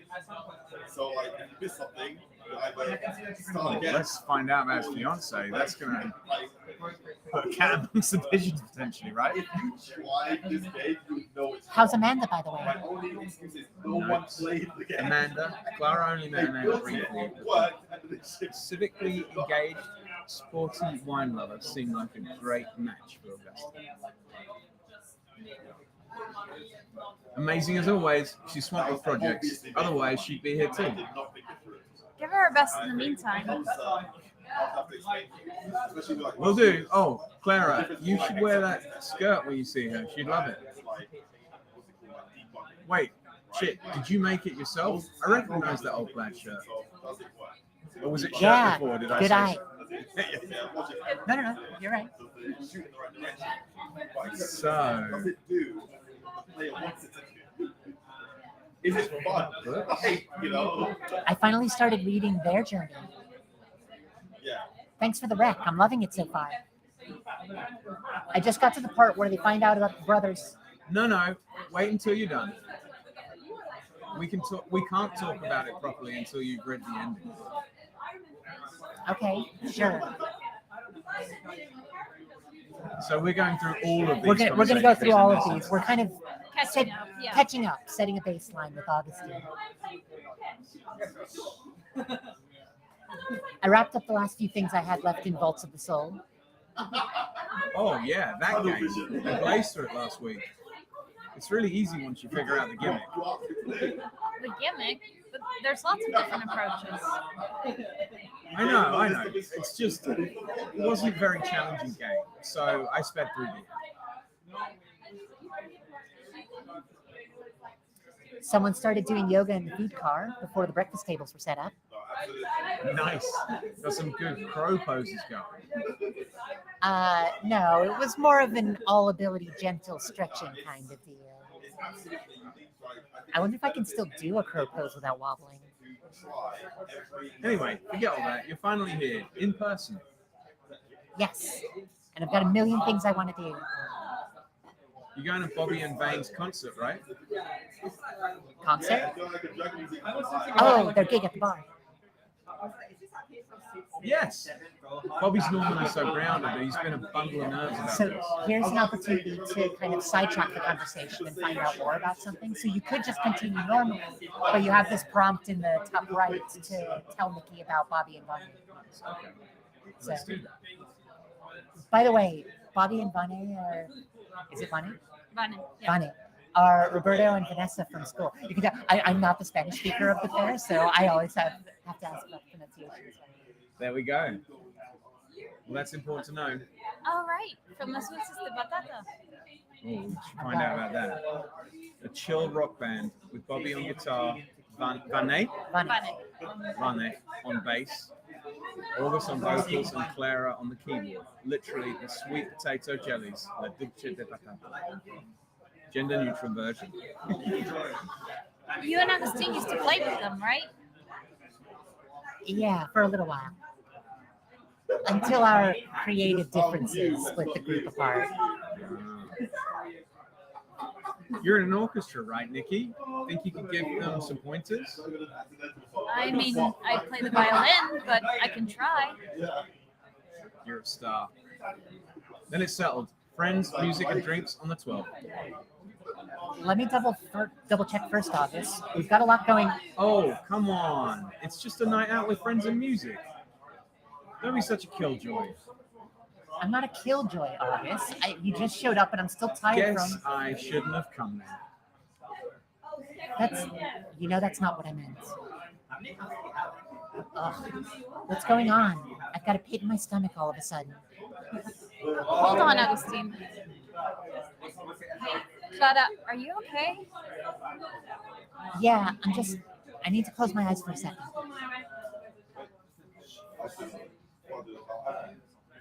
It's just like this morning. What's wrong with me? What's wrong? Do you really need to ask? So what's going on here? We're Play gonna and find it, out. What? August?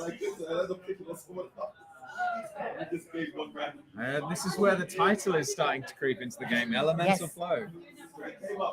So we can explain a little bit, is that one of the things you'll do over the course of the game is go into people's elemental planes, which is like their inner worlds, where you get to chat with like pieces of them, facets, Okay. which are kind of coded by the elements, where the elements have different sorts of personalities that you'll kind of learn to explore over the course of the game. Yeah, but it's a bit like splitting a person apart into different like aspects of them and talking to them individually to figure out what's going on. Oh, interesting. Okay. Hey, Nikki, do you see Nikki?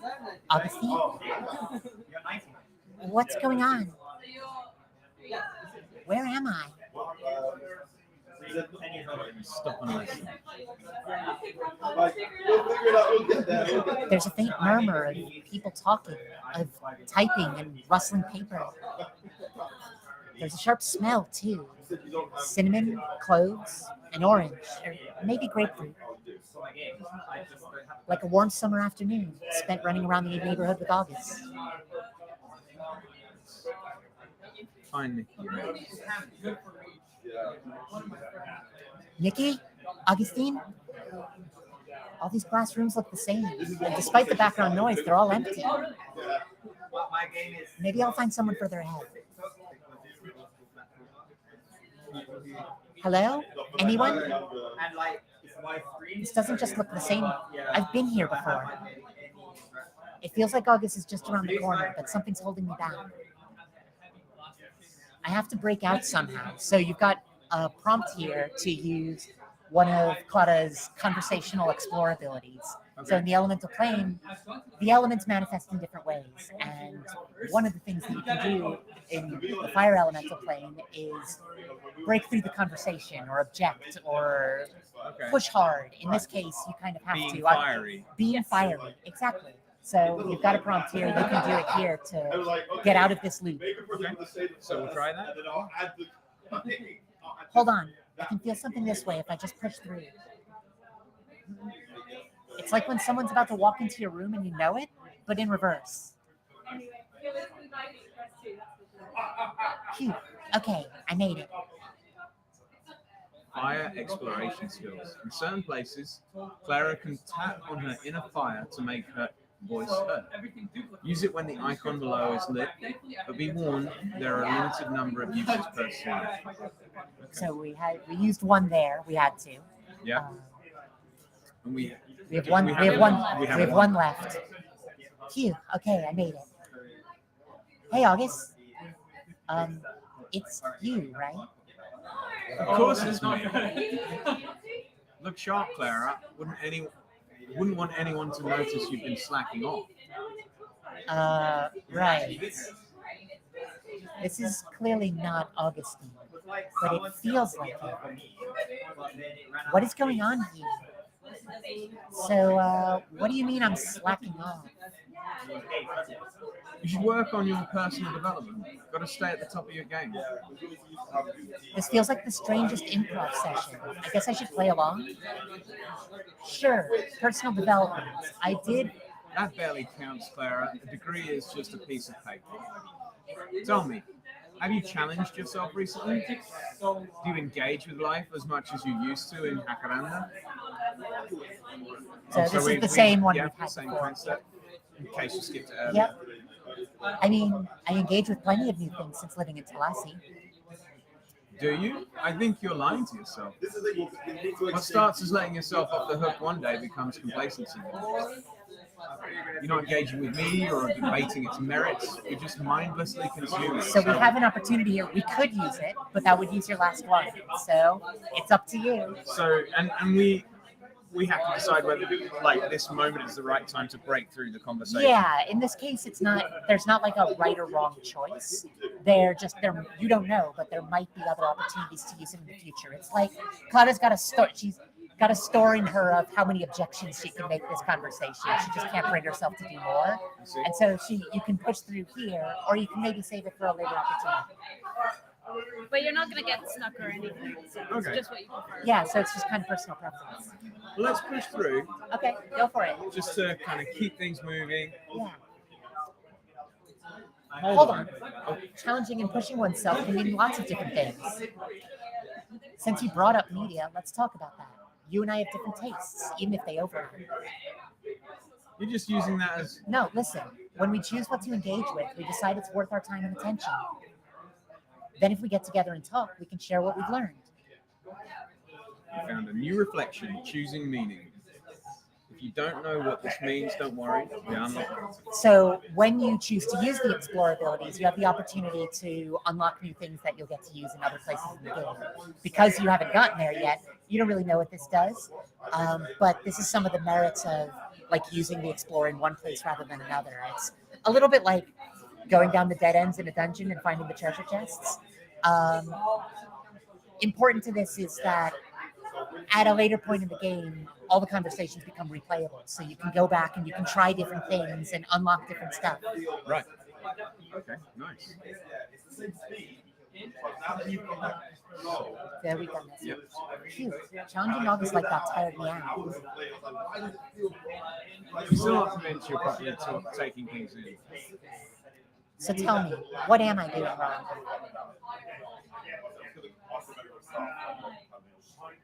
Talking over each other. You can't accomplish much if you're both talking at the same time.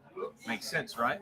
Pay attention to your conversation partner and make sure you don't talk over each other. I just think that I've heard it all before.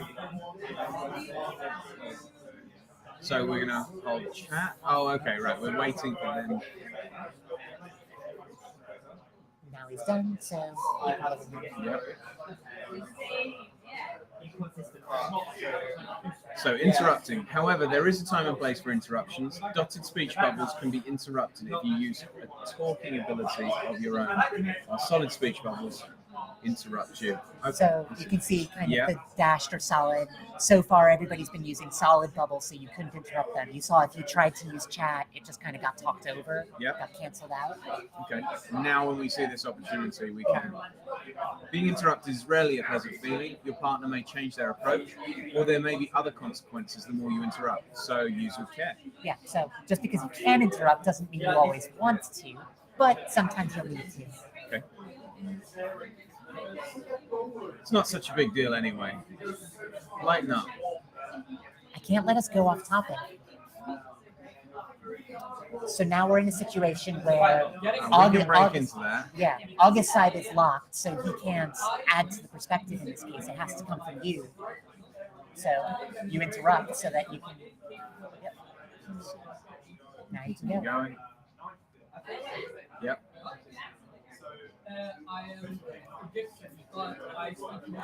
You can just keep holding it, by the way. Okay. And it'll just go. I see. Yep. There we go.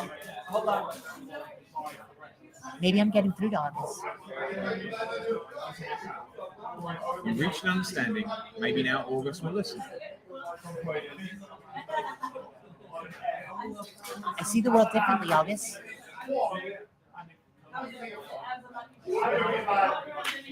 I'm taking my time reading their journey. Each chapter is from a different point of view, so it needs breathing room. I found so many different skill combinations in Vaults of the Soul. Nikki and I love comparing notes on strategy and combos. Life goes at a slower pace in Talassi, but that doesn't make it less exciting. Oh, yeah. Oh, did we? I'm not sure we did read about We didn't Talassi. open it up. There was a note before, but we skipped it. Cool. So Talassi, a North American common ship, and one of Jacaranda's siblings. Its mission statement focuses on bringing community and everyday kindness to the surface. So one of the kind of organizing principles of this world are common ships. We don't really have like nations or borders in the same way. Instead, you have communities that are called common ships, and they can be varying sizes. But this is just one common ship that Kata's coming from, and Hakuran is another common ship that you're coming to. Nice. I've been to pottery shows, cornbread and iced tea galas, even robo rodeos. Also, bonus, I can now honestly say something isn't my first rodeo. Or even first robo rodeo. To each their own, I suppose.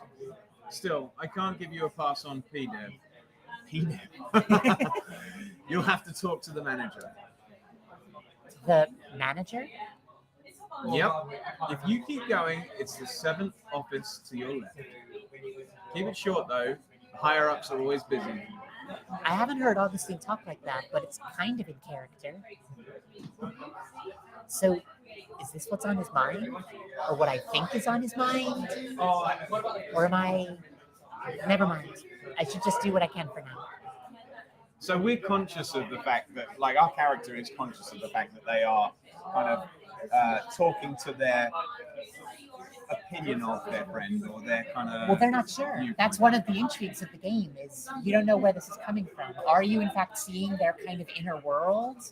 Or is it something that you're projecting about them? And it's And that's to something, explore and to find out. some exploring to find out, and sometimes it's ambiguous. Interesting. So this is another case where you can just continue on. Speaking of which, what does a manager manage? Or you can think about different concepts or kind of think about the world a little bit more. Right. Let's see what I'm managing. It's fiery hallway space, the people in it, whatever it is they do.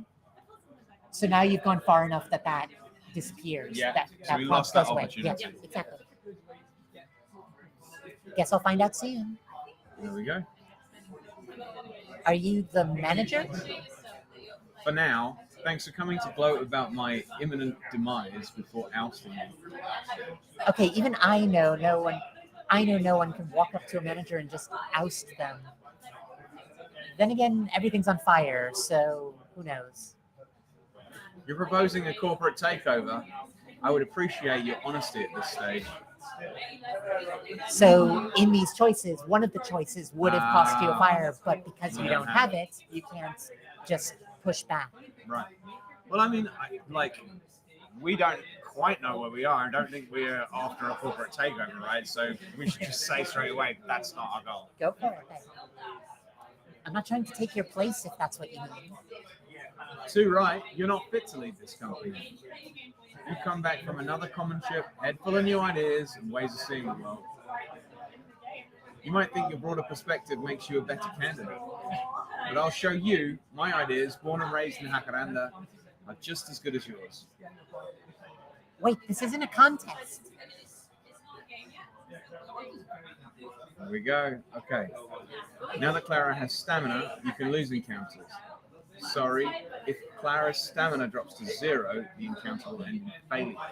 So keep an eye on it while you fill that perspective. Yeah, so you've got stamina now in the top left corner. Some things will lower your stamina. Nice. You lose stamina when interrupted from certain tiring abilities or for a few other reasons. What is stamina? Well, it's a measure of, actually, what do you think? Mental fortitude, patience, trust, make up your own mind. Yeah. So we use this word stamina, like it's hell. It's like gamers. It's a catch-all term. It's a catch-all term. It's your health bar. It's a fail condition. But we also want players to think about like what it represents. What is it that makes you walk away from a conversation? Yeah. What is it that happens when you're hurt in a conversation? What do you lose that's intangible? I mean, I guess, like, just to put my own kind of stamp on Go it. for it. Like, stamina is almost like exactly right for me. It's like fatigue. Like, Yeah. I get fatigued by conversations Sure. when they're not going my way, or, you know. Some things can accelerate that, or sometimes it just kind of drains over time. Yeah, and sometimes when you're vibing and connecting with someone, a conversation that you usually wouldn't have the energy to go on for, they spark something in you, and all of a sudden comes back. you can go for You longer. can restore some stamina. Yeah, so all I feel things that might come in later. Nice. Okay, great. This is exhausting, but I don't want to give up now. So now you've just got to try to fill it. Okay, so we're chatting. We're chatting. And we can keep So you've knocking it interrupted back. him. Yeah. Oh, but now he has the last word, and now you can chat again. See. And do we need to avoid, like, if we see those the bubble that's stronger than ours come up, do we want to try and avoid getting hit by it? Getting hit loses you a health. I see. Yeah. So me touching it And there. the- In this encounter, all of Augustine's abilities also hurt you, which is why you might want to interrupt him.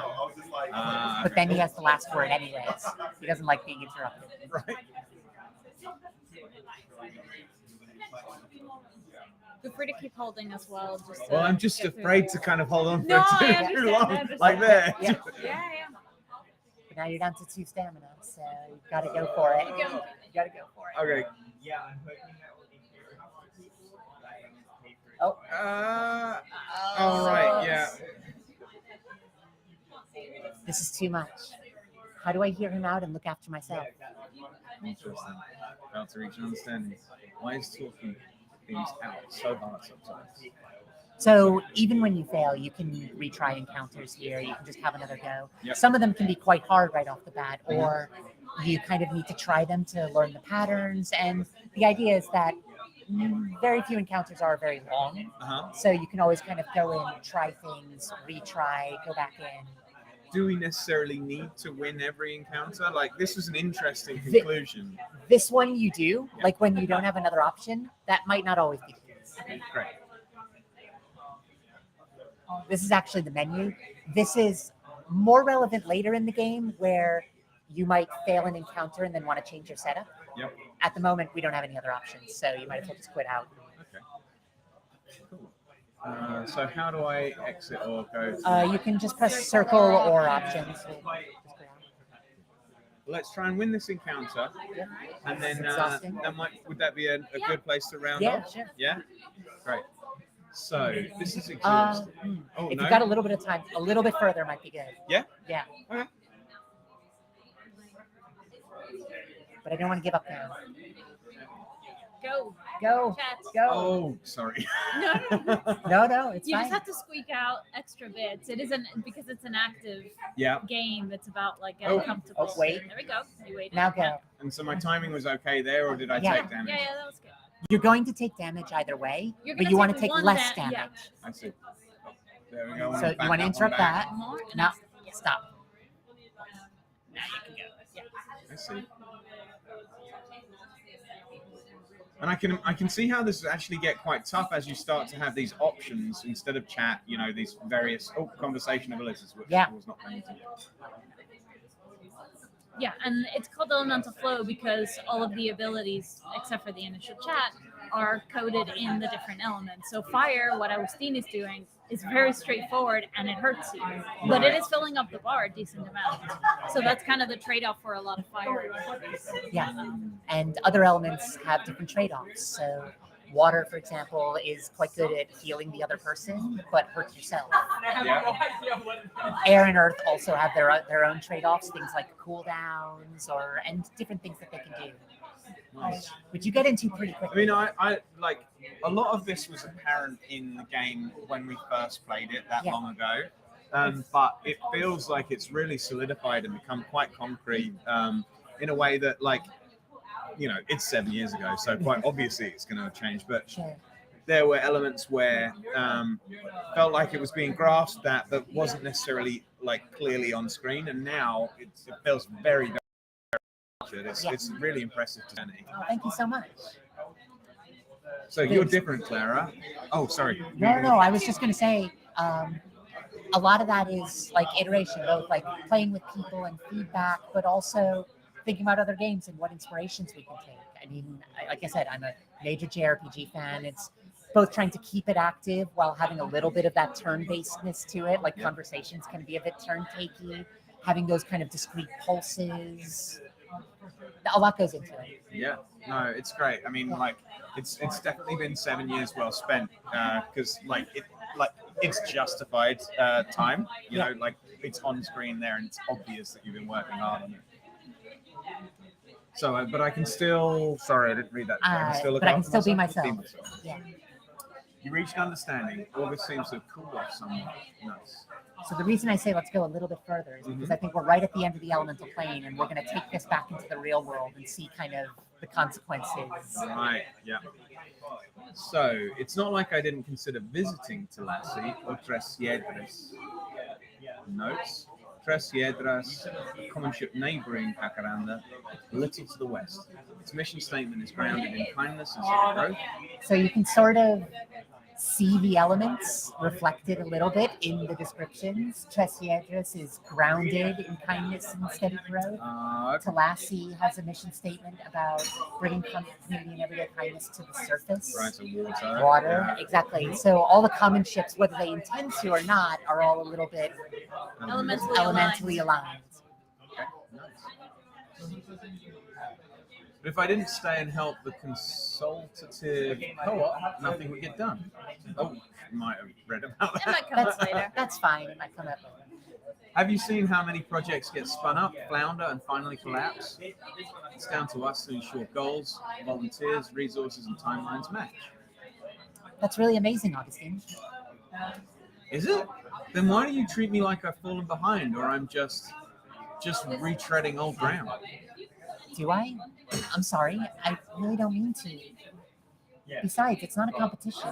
But if it were, I'd still be in it. I've got a chance. Augustine can be competitive, but he's usually focused on his goal, not on me. Come to think of it, he rarely talks about his work nowadays. Maybe he's going through a rough patch. If nothing else, I'm glad our friendly rivalry can continue. Hold on. Since when are we rivals? Since we met, remember Sidewalk Hopscotch? The 3 Marble Wars? Marble Wars, after having one win each, a new neighbor took the 3rd trophy. Claire and Augustine focusing on Tazos? Do you want to give me a bit of context on Tazos? Yeah, it's like a little circular thing with notches, and it's just another thing that you play with in the playground. But you can like stack them up to make little shapes, or you can like throw I mostly found Latin American, I think. Yeah. Yeah. Nice. Oh yeah, Let's keep pushing each other to new heights. of course. Talking to you is always something that. What's going on? So struggling to find words. Or getting a bit ill as she makes the transition back and forth. Are you sure you're okay? Nikki, did you see? See what? No, nothing. I must have spaced out. Can I get you something? Maybe a cup of tea? Actually, yeah, that would be great. All right, you two go outside and get some fresh air. Mickey's right. Let's find a bench outside.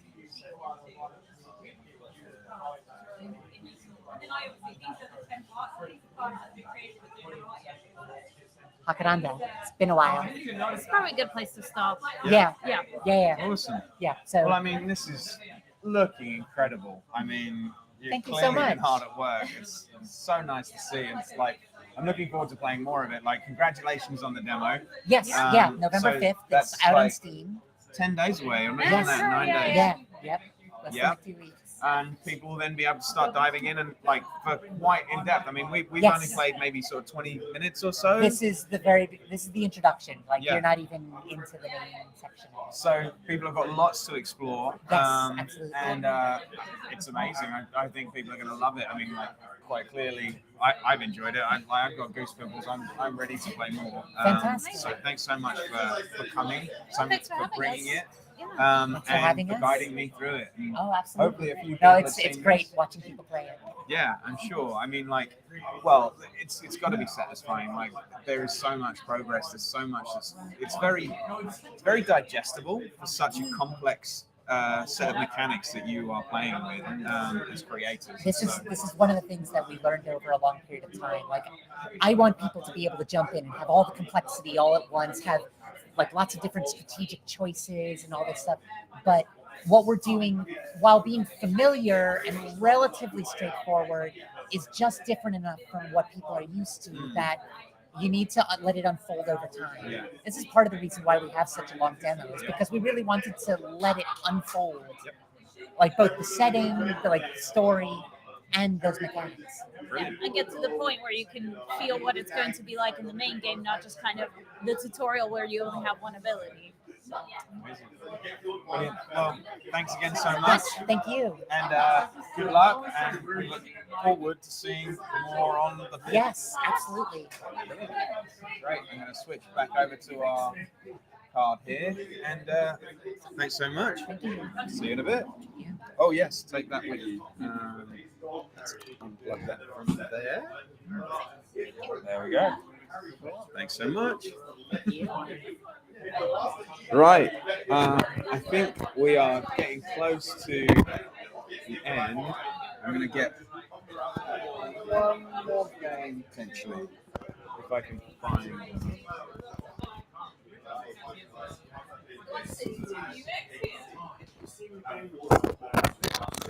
Just give me a sec.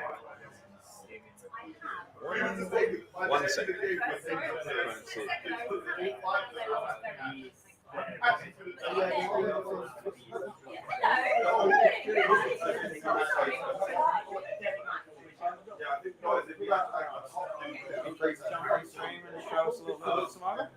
Yeah.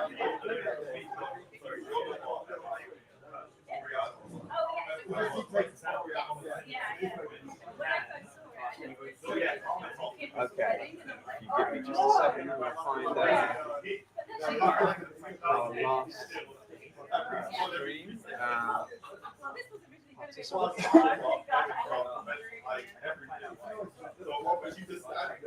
I'll get it onto here. You don't need to bring a machine. Yeah.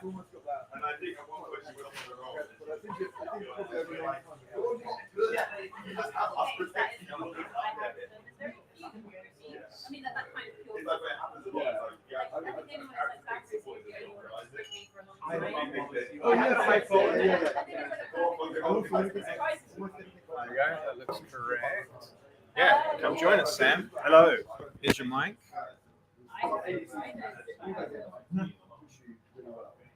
There you go. There like that. Yeah, something like that. Try not to let the mic stay on the outside. There we go. Perfect. Perfect. Hello, Yep. speaking. Yep, great. And then that can go in your pocket or hold on to it. You hold on to it. Do your best not to let that kind of rattle too much. It's, my settings, I think, are a little sensitive. But cool. Okay. Right. What we're going to do is see if we can get this into a nice full screen. No, not like that.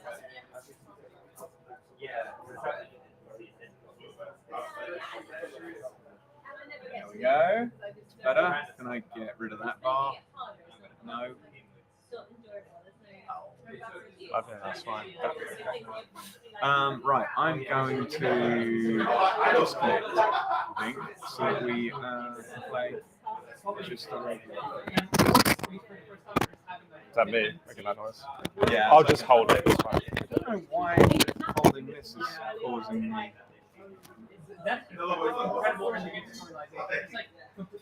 Right. Okay. So we're gonna log out.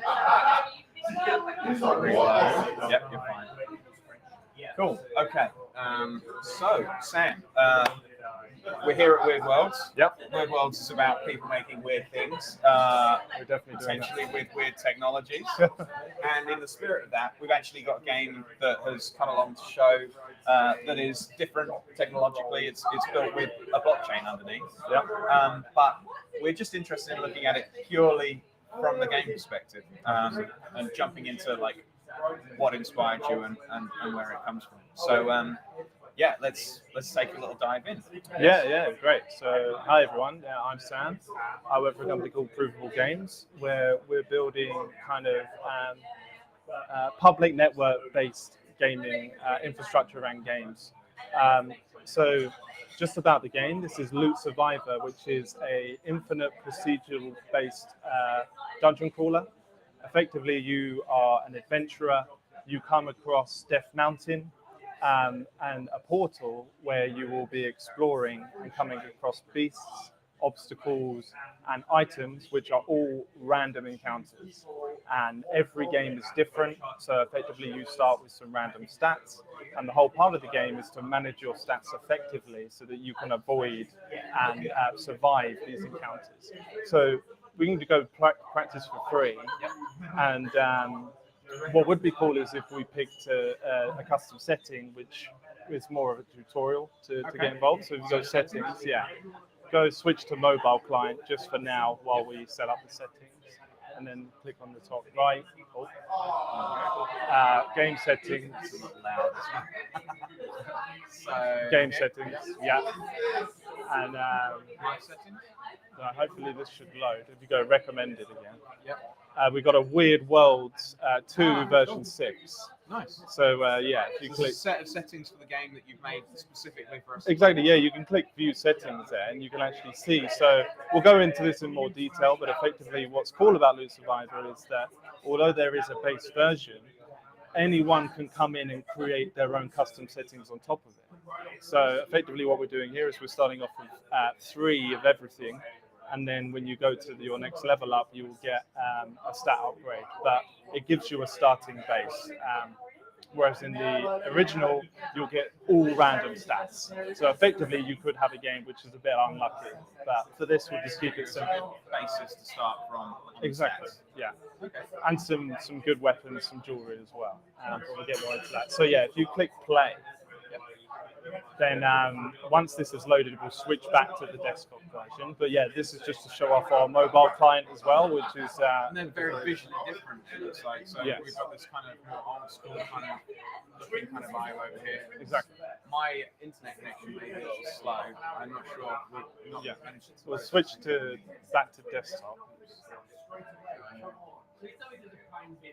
So yeah, while the mobile version is like very button based and you have like simplistic 8-bit visuals, the desktop client is very much more immersive once the image loads. But that may be something to do with streaming, I wonder. We'll see. Like, hopefully it won't take too long to kind of load up. Yeah. But yeah, as part of this, we are basically rendering every encounter that happens in the dungeon through AI. So it's all AI generated videos. And a cool thing about that is what we can do is set up a pipeline for other custom modes where you can create your own style from just a prompt, effectively. We can generate the whole dungeon. So with people being able to edit their settings, they can also edit their themes, and then actually the game will react and generate something that matches their theme. Exactly, yeah. While the settings right now is just based on pretty much the same style, definitely going forward, we'll make the dungeon generation a lot more style-based as well. Let's try just giving this a little refresh. It may just be that using the Wi-Fi and streaming at the same time, so we should need a control. Close that.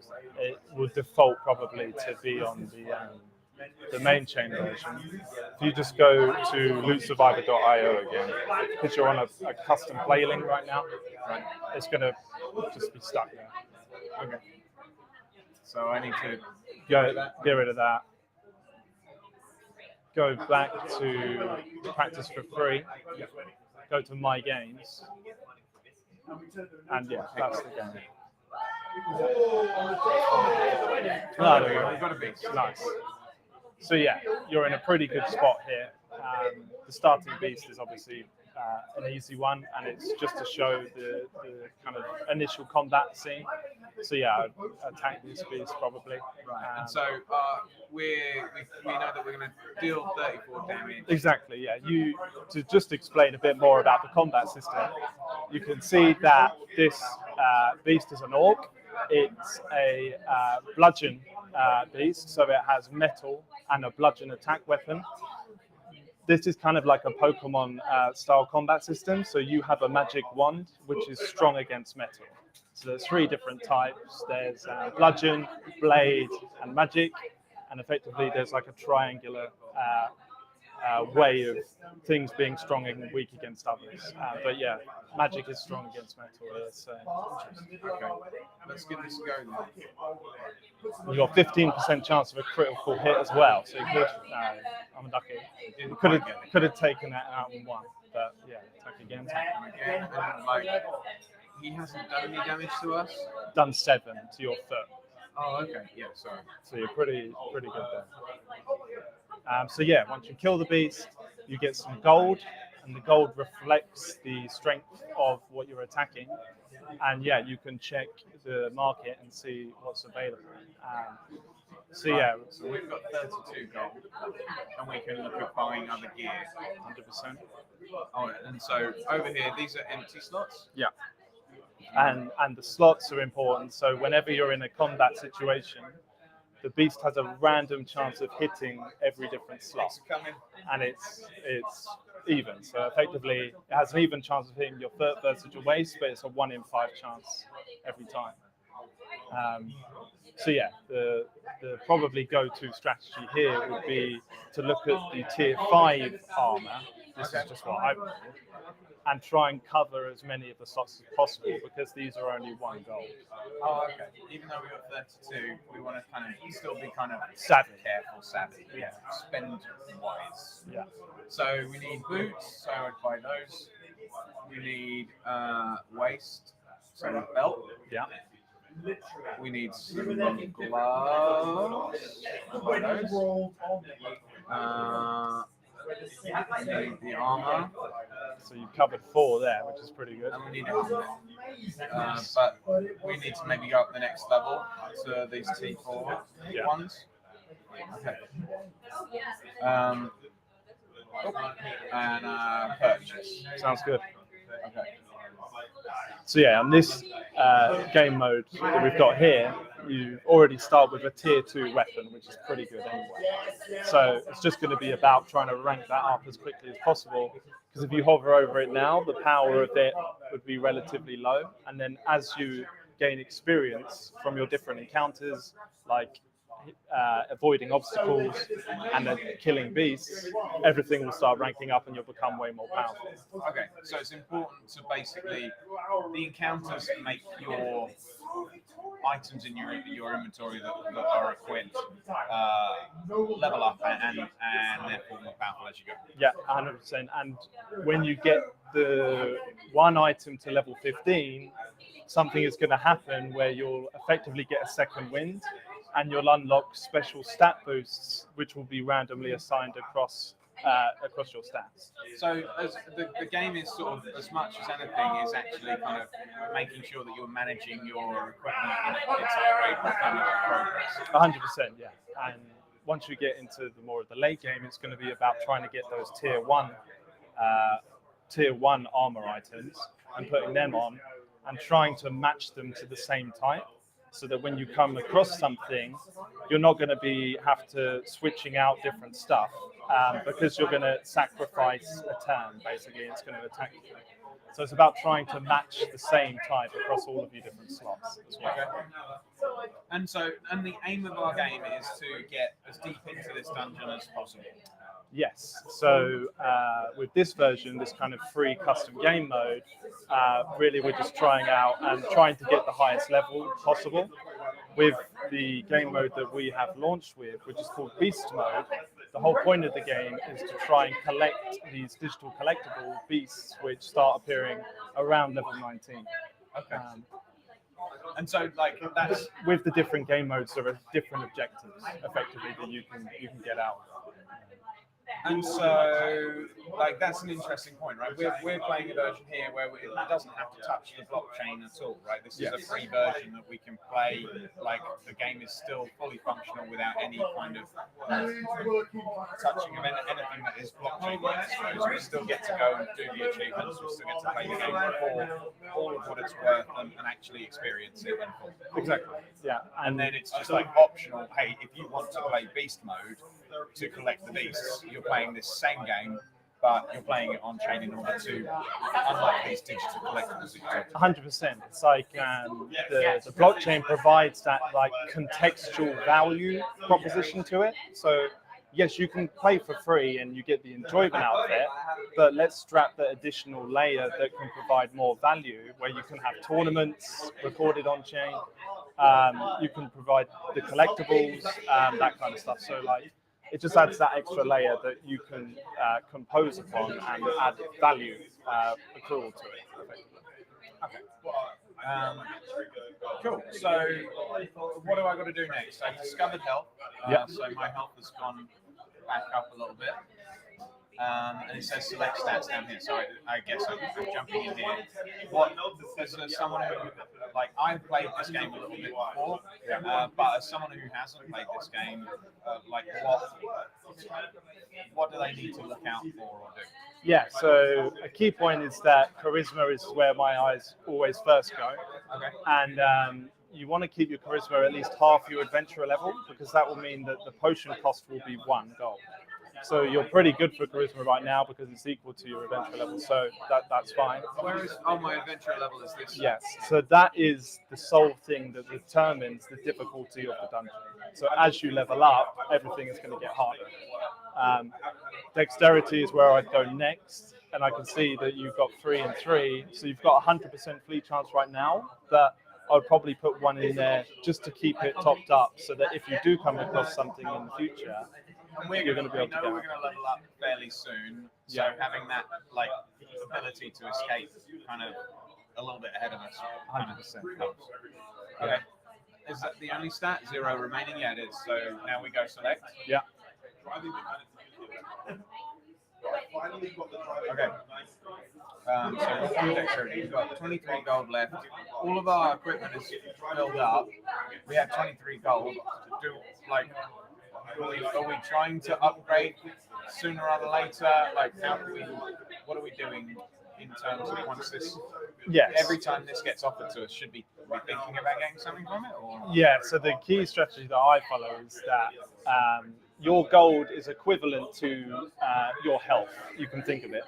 So because you have the option of buying potions, which each cost 10 health, you effectively have a 230 health cap with that 23 gold, and that will become important if something one-shots you back down to like 10 HP and you're going to have to buy it. So always keep some gold spare because it's what you can recover with. Yes, and it's when you get to around 40 gold, 50, you can start thinking, I would personally start thinking about buying T1 stuff, so the most powerful.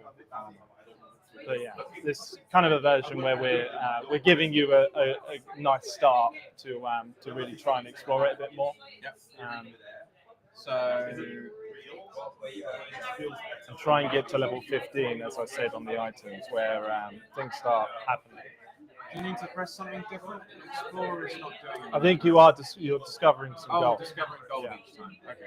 But yeah, well, what we can do is unselect the skip animations as well. Oh, okay. So yeah, just so we can start seeing some of this AI animations. Yeah, you're good against this. So we've got level 3 and 145 health, and this has got 32 health, power 16. It says that we've got 100% chance of fleeing. That's what you were talking about with it having the dexterity at the right level. Yeah. We've got a little tip here that says you can defeat this beast attack. Yeah. Like, how do we know that we can defeat this beast? Like, we're level 3 and it's level 8. Yeah, so effectively the way that you deduct that you're going to be successful is that you first look at your base attack damage to see it's 23. So it's going to take you 2 hits to kill this beast. So this beast is going to hit you once, and you can see on your slots how much damage it's going to do if it hits each part. Right, I see. So the max it's going to do is 23. Yep. In total, So if you decide to go for we it. got the ability to knock it just a couple of times, and it would have to hit us. I mean, 23, like my rough maths, at least 10 times. Yeah. Yeah. Okay, so we'll attack it with confidence. Yeah. And yeah, it's an important balance when you come across close encounters, rather than this one, is working out the probabilities and the calculations. How many attacks you can kind of get away with. Exactly, yeah. Okay, here we go. Yeah, here's the animation. So Yeah. that was us discovering some gold, or? No, so when you defeated the beast, you get... We leveled up. Yeah, 8 gold. So effectively, you always get half of the power of the beast in gold. So that's why it's always worth, if you can, to try and defeat them, because gold is like probably the most valuable asset in this game. Just on the stats. So we're at level 4. You said, you said keep your dexterity and your charisma at the same level. Your level. Charisma, you can keep it as half, so you're still good on charisma, I would say. But dexterity, yeah, if you want to keep ahead, guaranteed survival in beast encounters, then yeah. Right, so we're back to the shop. You said like don't worry about trying to upgrade stuff too early. Yeah, because just on this version, you've already got 2 good bits of jewelry, and an important thing to consider actually is this amulet. So jewelry give special abilities. So the base thing that they do is as they level up, your luck increases, and your luck is your critical hit chance, and critical hits become vital late game. But also the different jewelry types give special bonuses. So this one you can see it gives a cloth armor defense increase. So deciding now probably what your ultimate armor set is going to be cloth and tier 1 cloth, hopefully. Because the amulet gives us that bonus. Yes, exactly. Okay. But don't worry about purchasing any other cloth stuff from here yet. Not yet. Okay. Wait until tier 1. But yeah, as I said, this is a custom game mode, so the base version is Pegasus. Yeah. And these are all generated. Yes. So you you had these base images that you created, and then it generated videos based on your images. Yeah, so there's one base image, which is just the hooded adventurer standing in front of the portal. And from that one base image, the whole game has been generated. So effectively, yeah, we're just changing the text prompt that goes with that image, but that one image of him standing in front of the portal is the entire game effectively. And so that's why it's cool to think about working with other communities and other people who just want to create their own dungeon. Is all you need is one base image, and then the whole game can be. So your fans can quite easily remix this game effectively. Yes, and you can create where right now on this version, beasts can be quite scary. If you wanted to create a PG version for your kids, it'd be very easy to take the pipeline that we have and just start with a more PG version image or prompt. So when you say pipeline, does that mean they're sort of like the equivalent of modding tools or something along those lines? Like how does that work for a layman wanting to kind of edit the game? Yes, so right now there isn't a easy publicly available way to do that, but in the future there definitely will be a whole dungeon generation UI to do it. Which will make very intuitive, where you simply probably just upload an image and then click, maybe put in some more character ideas that you want, and then you just click gen, and the whole dungeon will be created effectively for you. With basically the only things that will stay is kind of the stats and the core mechanics of combat, that kind of thing. Oh, I didn't check whether we should be hitting this guy. It looks so good. And the until death basically speeds up if you know you're going to be successful.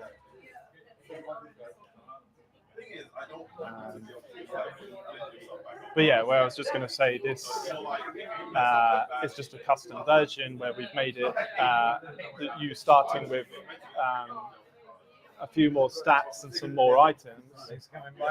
The base version is a lot more difficult, where the stats that you get at the beginning are randomly assigned.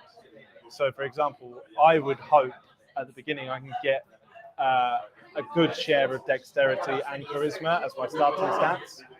But that adds some more mechanics in terms of like keeping on playing to hope that you get a good start and a different experience every time. Interesting. So what do I do next? You want to just keep exploring effectively. Let's have a look at your grave wand and what level it is. Your weapon. Oh, okay. So level 7. So you're getting there. But right. So the aim would be to try and get to 15, which is you're doing very well at right now.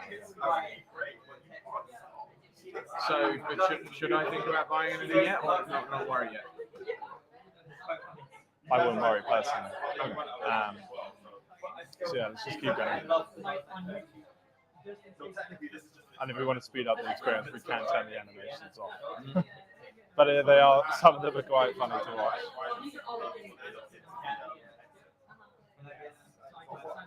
So this is a stronger one. So direwolf ambush your foot for 2 damage. Yeah. It's got a lot more health. Yeah. Its biggest damage is 11 on the feet. So it would need to hit us. We've got 100, so it would need to hit us 10 times. So there is a chance of death here, but it's incredibly low. And it would have to hit you in the foot in the same place 10 times, where the chances of that are pretty low. Yeah. So we're going to just give it a go. I think so. And you've got a high crit chance as well. But that's the kind of situation where you have to really consider the numbers. And so we can see our attacks going on here, and its attacks. And its attacks are always hitting a random part, so it changes for every round effectively.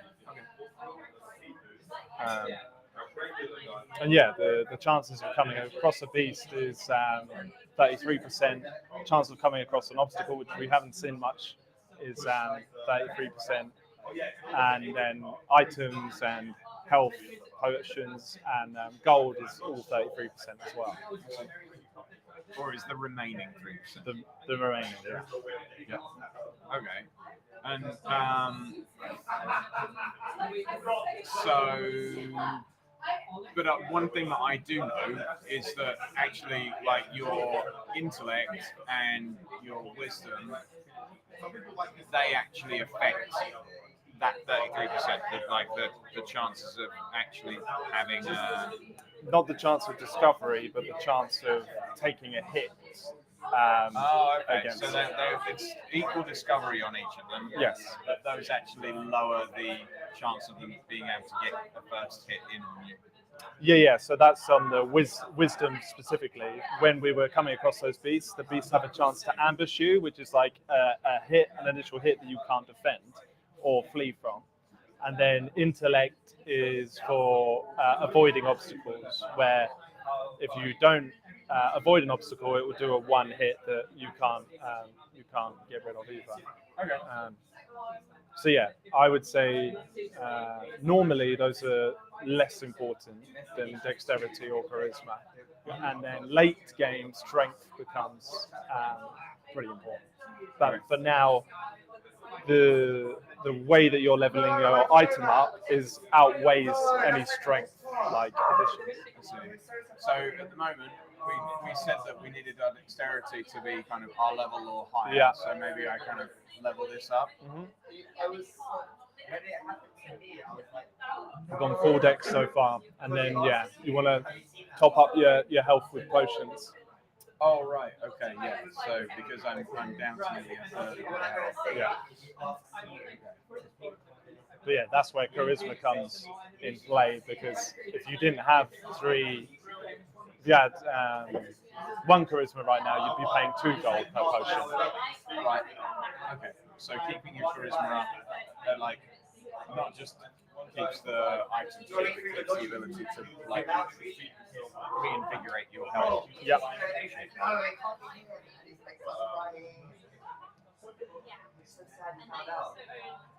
Okay, cool. So visiting market, 10 potions. See if we can come up against a collectible beast. Right.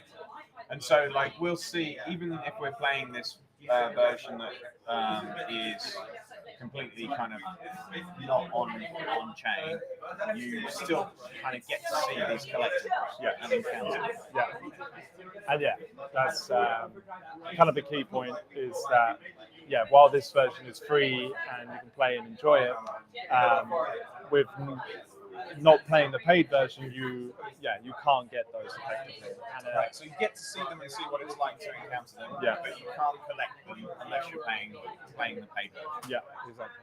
Okay, that makes sense. So, explore. But yeah, the other thing to say is, as I was talking about like tournaments and stuff, Oh, there's some gold. yeah. The tournaments is a platform that we have where anyone can come in and create, using the free version, a tournament with specific settings and put in their own prize pool or even their own fee to enter for it, where the only cost would be someone entering and then potentially you as the tournament creator getting a reward for coming up with the idea of those settings or creating that experience for people. Okay. So there's lots of different ways you can leverage on top of this free version. We just discovered some linen gloves. So is it worth switching those out? I mean, they're of a higher level, right, than what we have currently. So I just can do that. That's worth doing. Yeah, I think so. I've still got pretty much full health.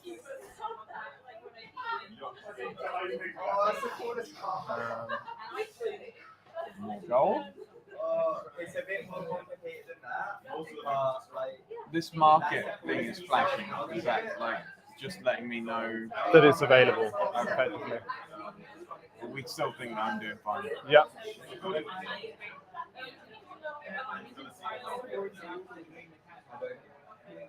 But the persona for that doesn't look particularly healthy. yeah, some of these AI generated animations can be quite amusing. But yeah, the cool thing about it, it's quite consistent for being AI generated. Like my experience of seeing kind of AI generated video most of the time is sort of it gets a bit wild. Yeah. And not in a fun way. It's like it's funny first time you see something be a bit wild, and after it's like playing a buggy game or whatever else. Like you're like, oh, that was funny the first time, but now it's just nonsense. And I mean the scale, like it's getting so good and so much better over a shorter period of time. So VO 3.1 is now out, which we are probably going to switch to from being 3.03. And yeah, I think the consistency is just going to get infinitely better. So I think I see a future, to be honest, where game engines can become like replaced in terms of the graphics that they offer, where you can get a AAA graphical experience from just AI generated. But generated on the fly, literally like 60 frames per second. Yeah, like effectively, there was a Google released a platform. I can't remember the name of it, but effectively from a photo, it was generating a whole world that you could walk around in like a video game. I have to remember the name of it. But yeah, and that was 5 months ago. Yeah. So potentially the rate of change could be that you, instead of a game engine, you just have some AI which the compute is cheap enough to just generate the whole thing. But yeah, we'll have to see the advancements how long that takes. But that's the general thing that we're trying to lynch on right now is, although it has its quirks, I think the value that you get from it is justified. Okay. Do you think the costs are true currently in terms of like these businesses sort of subsidizing use of their models in order to get market share and to get people using AI? Like at the moment, I expect it's probably relatively cheap for you to use this in order to generate artwork for your game. And I know that your team doesn't have an artist. This is like you are a team of 3 devs, and so this is a great way for you to kind of iterate very fast. But that cost of using the model, like, do you think it's going to be cheap in the long run, or do you think it's heavily subsidized currently? Or Yeah. So right now, to create these, they're pre-rendered, so they're not rendered on the fly. So when you're exploring, effectively, we know what the video is going to be when you see a direwolf, for example. It's not different every time you find a new direwolf.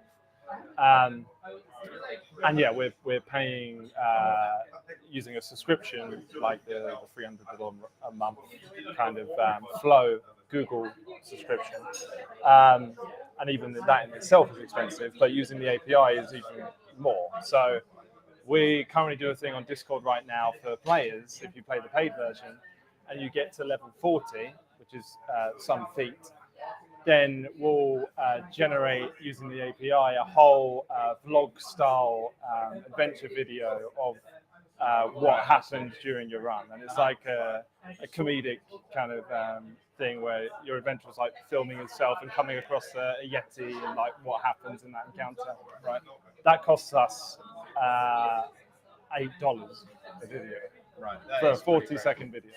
But So we don't it's know nowhere that's near actually the real cost. Yes, but yeah, where I think that AI is growing, I also think compute is getting cheaper and cheaper, infinitely. So it could be in the future where, you can generate a whole game for it. Because I mean, I find this stuff fascinating. I'm still very much on the fence of the use of AI. I mean, like at the minute, like I feel like this gotten you decent distance, but an artist could come in and make this actually sing and have more personality.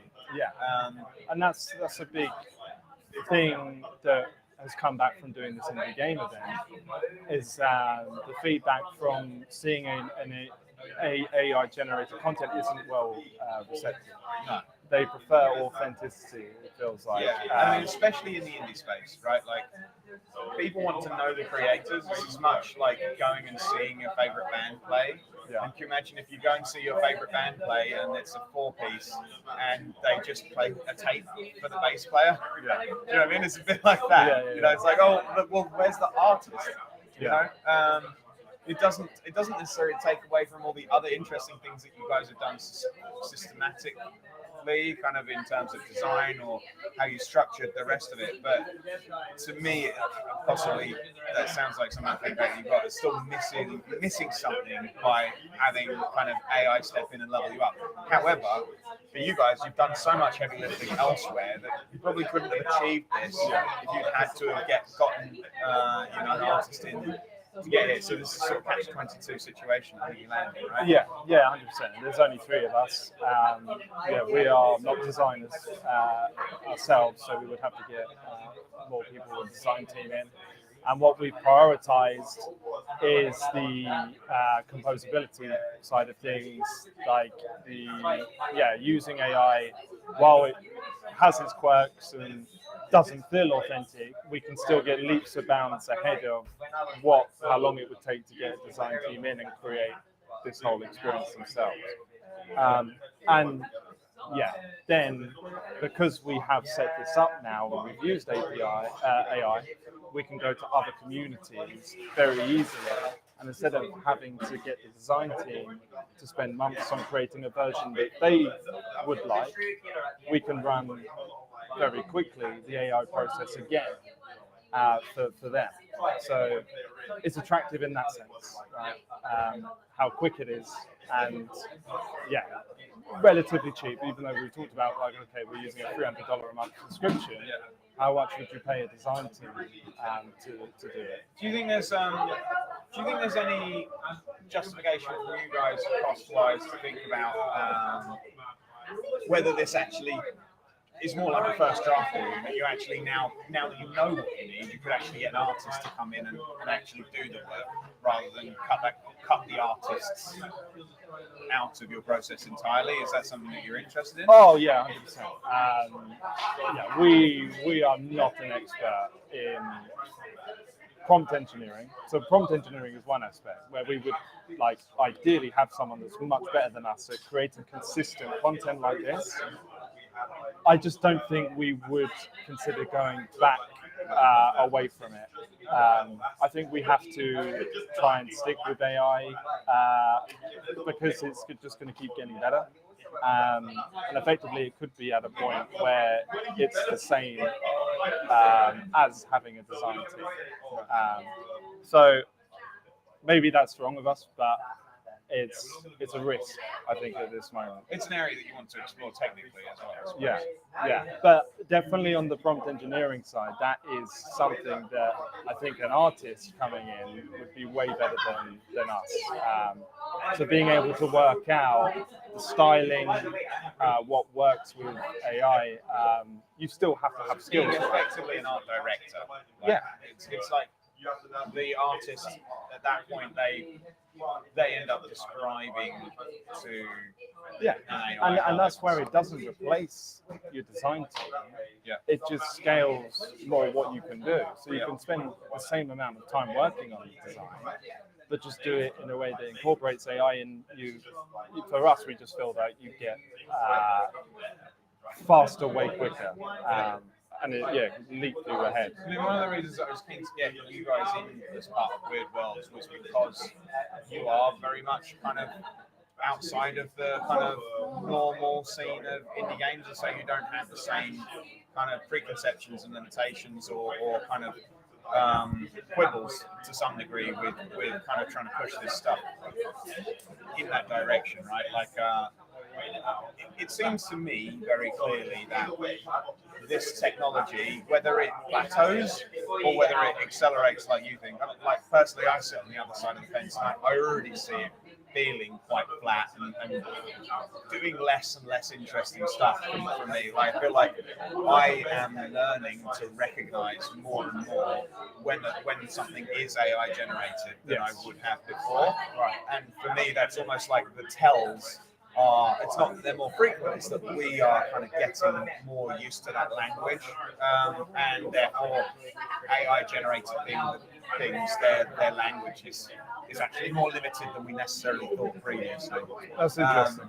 Yeah, and so yeah, I mean, if it comes back that we feel that people just don't like playing the game because it feels fake, then that's something we can obviously pivot from. And I hope like one of the reasons I don't play the times that I played this game, I don't play the desktop version. I play the mobile version because it just feels more unique to me. I know you actually used some AI to generate some of the pixel art on some of that stuff, but it feels less uncanny. It's like there's this thing called the uncanny valley, where if you work in VFX or animation, you'll know about it. It's when you have a human character, but their eyes look a bit glassy or dead, and so they're nearly human, but they're clearly not a human, and it just makes you feel uncomfortable. Yeah. And I feel that as people get more kind of an understanding or a nuance of what AI can or can't generate, and they start to recognize the patterns of, well, that's AI generated and that isn't, they're going to feel that uncanny valley more regularly rather than less regularly. Yeah. So it's an interesting toss-up, and who knows, right? But I think, well, a lot of the indie creators here will be rooting for that side of the coin to a degree, and not because they don't want technology to progress. No one here, I would say, is necessarily a Luddite per se. You know, everyone uses digital tools, but I think they want to make sure that we still value human input on these things, and not just direction, but actually the line, like the brush line, the stroke, and I don't know, like we'll see, right? It's an interesting space to watch. And I would say one thing that we value way more than having an AI generated experience is that this game is completely headless. So anyone can create their own client. So someone could make a hand-drawn version of this Exactly. game as their client. Yeah. And it could prove to be more popular. Exactly. And that's a big point of why we're using a public network, is because we don't want to own the game. We don't want to run a server that only us will be able for you to play it. Effectively, we want to open it up, completely open source it, so that anyone can come in and put their own personality on what they feel the game should look like.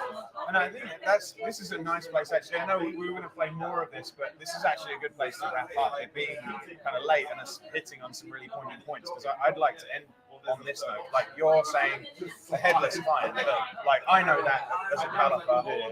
For the audience, what you mean is effectively like anyone can come in and add to or create a new version of this front end, the thing that renders the game. But not only that, you have a system where actually, see you guys. Thanks so much. Thanks for coming and showing your games.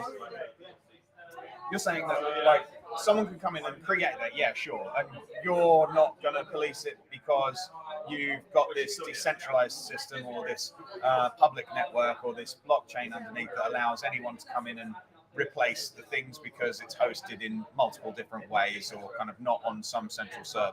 100%.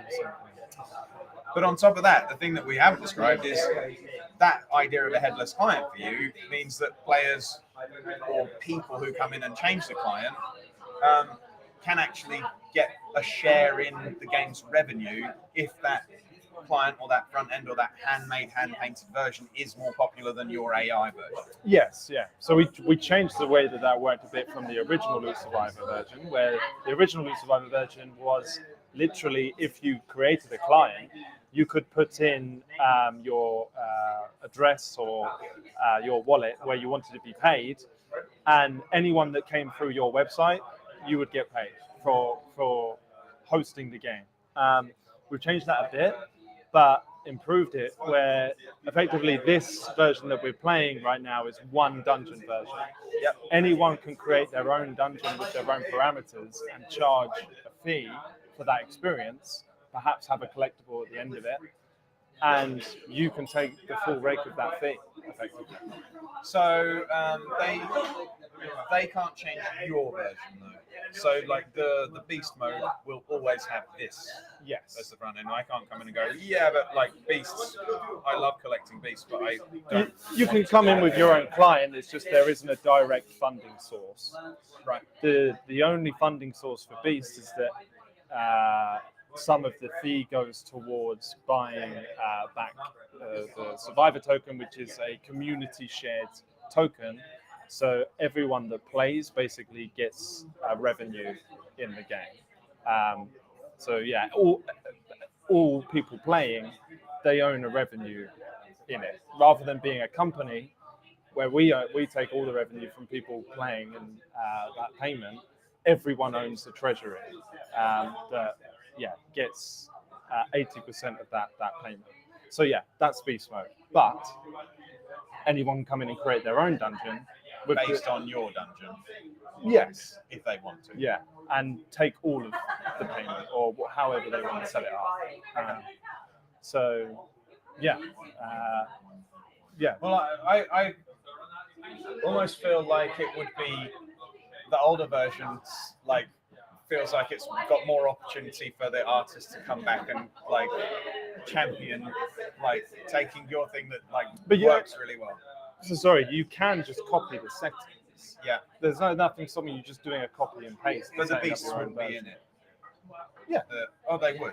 Well, it depends up to the artist whether they want beasts in it or not. I mean the collectibles. Oh no, yeah, not the collectibles. Okay, interesting. Yeah, well, I can see where that's going. Interesting. All right. Well, I think potentially, like, we should maybe kind of just battle a couple more beasts and then kind of wrap up. Yeah, sounds good. So, yeah, if you're interested in any of the things that we discussed, Discord is on the UI. So lootsurvivor.io is the app. And yeah, as well as Loot Survivor, we are building lots of other things that are interconnected. So with the collectible beasts that you get in the paid version, you can use them in another game called Summit. And yeah, effectively the whole ecosystem is owned by the players. So that there's like a couple $1 million treasury effectively, which will be owned by everyone, and you can get funding for building and different games and yeah, different infra. Okay. But yeah, let's continue. Right. So where are we left off at? We've just gotten hit by a cliff.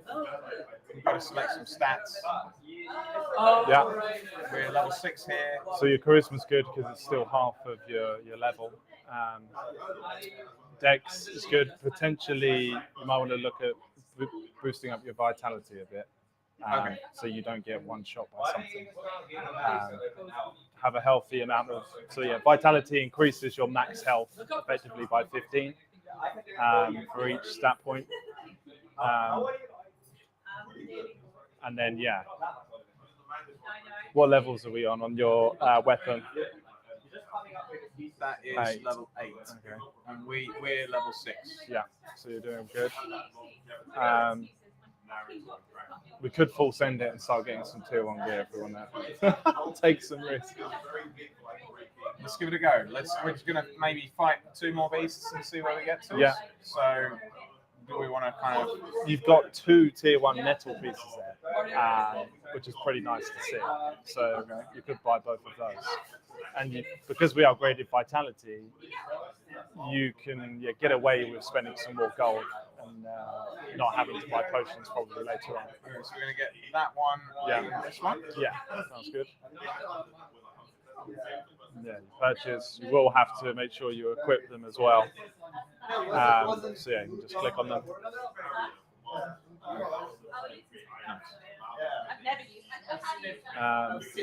And yeah, you saw there was a drop option there as well. So late game, you will eventually fill up your bag, and you can only carry 15 items. So at that point, you need to decide what you're going to drop and what you're going to keep.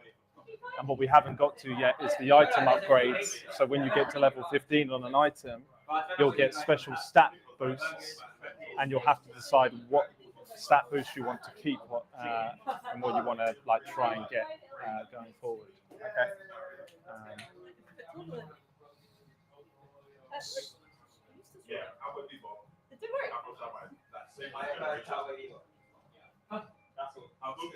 We are wrapping up very shortly, though. So. Okay. I mean, everywhere around here is Turkish food, so they'll be open late. So just give me a text. I'll only be another 5 minutes or so. I think. Cool. Okay. So we discovered some health. What do we got going on now? We're just continuing to explore. Yeah. Yeah. I mean, we could jump to an extremely savage version, but maybe this will give you a challenge. So he's got 84 health. We've got 153 health. He's hit us for 7. I can't read that small number. 48. If it hits So you in the like 3 chest. hits and we're gone. Yeah. We got 20. So we need to flee this guy because we've got to hit. Oh, we've got to hit him 4 times. It's kind of hit and miss, right? I would take the chance personally. All right, let's give it a go. You've got a crit chance of 25% as well, which Okay. would one-shot him. Right, and he's not done a huge amount of damage. No. So. And because of the combat style, you'll always have an extra hit than the beast will. Critical hit there. That was lucky it hit your head. If that hit your torso, you would have been dead. Because we, right. And we're nearly there. Yeah. Yeah. So that was a close encounter. But yeah, you can see as you level up, the beasts just get harder and harder, and it's normally around 3 times your level. Okay. And yeah, the game has an an exponential curve of like difficulty. So stats continuing up. Yeah. We'll try for one more beast. So we want to keep our dexterity going up, right? Just in case. And we need to up our health. Yeah. So we do this here.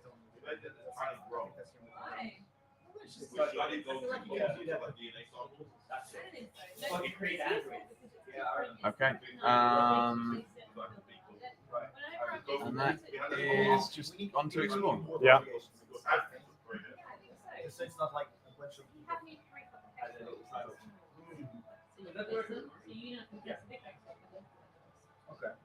How well have you done on Elite Survivor?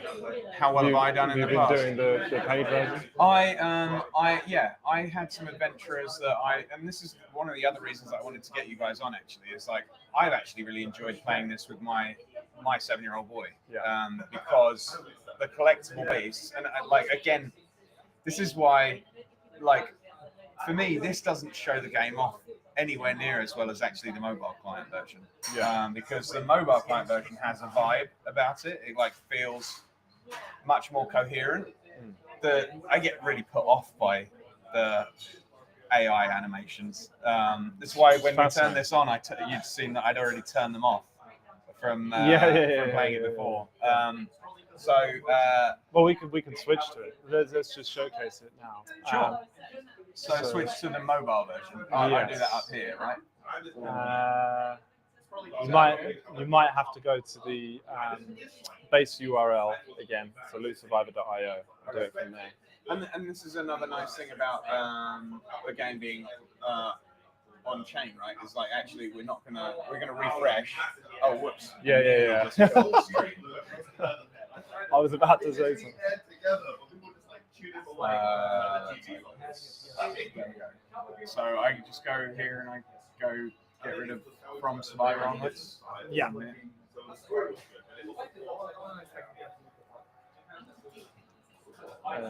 Yeah. I mean, like, I have gotten the question you asked. So I go to my games. Go practice for free first. Okay. Start game. Oh, sorry, settings now, and then switch to mobile client. Okay, cool. And now you Yeah. can click My Games. And people at home will be able to hear like the more kind of retro kind of chiptune kind Yeah. of sounds. Yeah. So I go to My Games, and this is just going to pick up Exactly. with this different client exactly where we left off. Yeah. As if it's like a cloud save. Yeah. So if you jump on the bus, traveling somewhere, for example, you can just pick up your mobile and continue off Yep. where you were on the So desktop. what I was going to say in terms of answering your question, like me and my boy have like basically played this, trying to collect beasts, and like I think we've gotten up to level 33 or That's something very like that. good. Yeah. And yeah, and you know, my boy he got so excited he managed to collect something like 11 beasts in one run, and he was just unlucky when he got hit. Like that, this is one of the things with a game that has lots of RNG in it. Like you kind of have to kind of take the rough with the smooth a little bit. Yeah. But yeah, like for me, this straight away, this is so much. Although it's simpler, it's just a more compelling experience because it feels coherent. That's really good feedback. So I hit explore. Yep. And like we're playing the same game, but it's obviously looks totally different. Like we're seeing like this thing that we saw up in the top before, the like little notification of what you've discovered, and then this is what was the bar on the left-hand side, I suppose. Yep. And so I mean, there's some information that's harder to follow, I suppose. So like we don't know what our level is easily from the mobile phone. On us over here, level 8. Yeah. And there's more about like up front. So now your potion cost has gone up to 2. Oh, so I want to go to charisma. Yeah. So that basically tries to give more tips about which ones you might want to upgrade. Yep. Nice. Okay. So I will hit explore, I guess. Yep. Avalanche hit your foot. Oh, okay. And I've got stats to upgrade. I can avoid obstacles. I can avoid ambush. I'm on 1 goal here, so I mean dexterity I want to keep up. Sensible. And just check the market probably. Okay. So yeah, the market's the same. We've got pretty much full health. Yeah. It's not worth me purchasing anything at this point. Probably not. Just click on your inventory as well. I'll be interested to know what your items are at. 11, so we're getting there. Yep. Okay. And yeah, because you're leveling up your jewelry, your crit chance is a lot higher. So having a piece of jewelry from early on is actually quite an important or useful thing to do, is like because that's kind of giving you like buffs. Yeah. Cool. So this is going to be our last battle. We're going to hit them for 51 damage. They've got 92, so it's going to take 2 hits for us to hit them. Yeah. And they're hardly going to hit us unless they hit us in the chest, and we're still kind of That would got be a few exciting. chances. Yeah. We'd have to be unlucky. They'd have to get a critical hit on us. Yeah. But this is Loot Survivor, so it could happen. Oh! We've just critted them. Yeah. There we go. Great. Cool. And so, I mean, as a last case in point to wrap this up, if that had been a collectible beast, we'd have seen the Pokemon card equivalent drawing of it, which is very distinctly different visually. And we'd have then, in defeating that golem, we would have collected that card in the beast mode version. Yes, exactly. Yeah. And so that's the whole pricing mechanism behind beast mode is essentially just to protect that collectible. So a bit more on that is that it's dynamic. It's based on demand. So if more people are playing, the price of the dungeon goes up. But it's to negate the bots or bad actors from coming in and just trying to exploit the beasts. So they have this kind of core difficulty to being collected, and that inherently makes them rare and scarce and valuable, as well as the use in other games that are being built around the ecosystem, like Summit, which is a beast battler, that you can take the beasts that you get from the Survivor and battle them against each other. So yeah, some other things that we missed was like the later game. We don't but need to fit it all in. No. We'll come back. We'll play again. I'm like, I think this is a really interesting game. I think you guys like there's lots of bad stuff in the kind of blockchain ecosystem and all that kind of stuff. Like there's plenty of things that are problematic. And for me, you guys are actually trying to touch on something else, a deeper experience. Like having gotten to know you and your team, like collectibles is like a thing that you are just genuinely interested in. Like your co-creator Nate is like someone who basically is a massive Pokemon fan. Yeah. And that spills over into, once you get to speaking to him and seeing more of how this game evolves, it's very clearly in there. And the same with arcade games. That runs deep into this as well. So it just feels like you're one of those teams that's definitely thinking about this as an art form. And there's probably some lessons to be learned from the conversations that you've had in kind of showing this in an indie context about how you really drill into that as an art form as well. But like, it's great to have you on, and thanks so much for coming and being part of Weird Worlds and showing something pretty weird to us. Thank you for having me. And I mean, sometimes, from back to your point, we spend too much time thinking about the core collectible concepts and not caring enough about the games. And that's why we want to have more of a presence on like the indie gaming scene, taking your feedback, which is very valuable on board, and the other guys that I've spoken to. So it's great to be here, and thanks for having me. Yeah, you're welcome. Wicked. Cheers. Thanks for coming by. Thanks, Rich. All right. Well, you just stay here for a sec, and I'm just going to wrap up. I mean, I just want to say thanks to everyone who has watched, or just the one of you or the 9 of you, depending on how many numbers we have, or maybe it's over 9,000. But it's been a pleasure. I mean, we'll be back. We're going to do more Weird Worlds. We're going to continue trying to experiment with actually making some stream kind of footage as part of this. Hopefully maybe it'll be your weird game that we're sitting down and playing and talking about next. So keep your eyes open. Thanks again, and see you at the next one. Cheers, guys. We will say goodbye.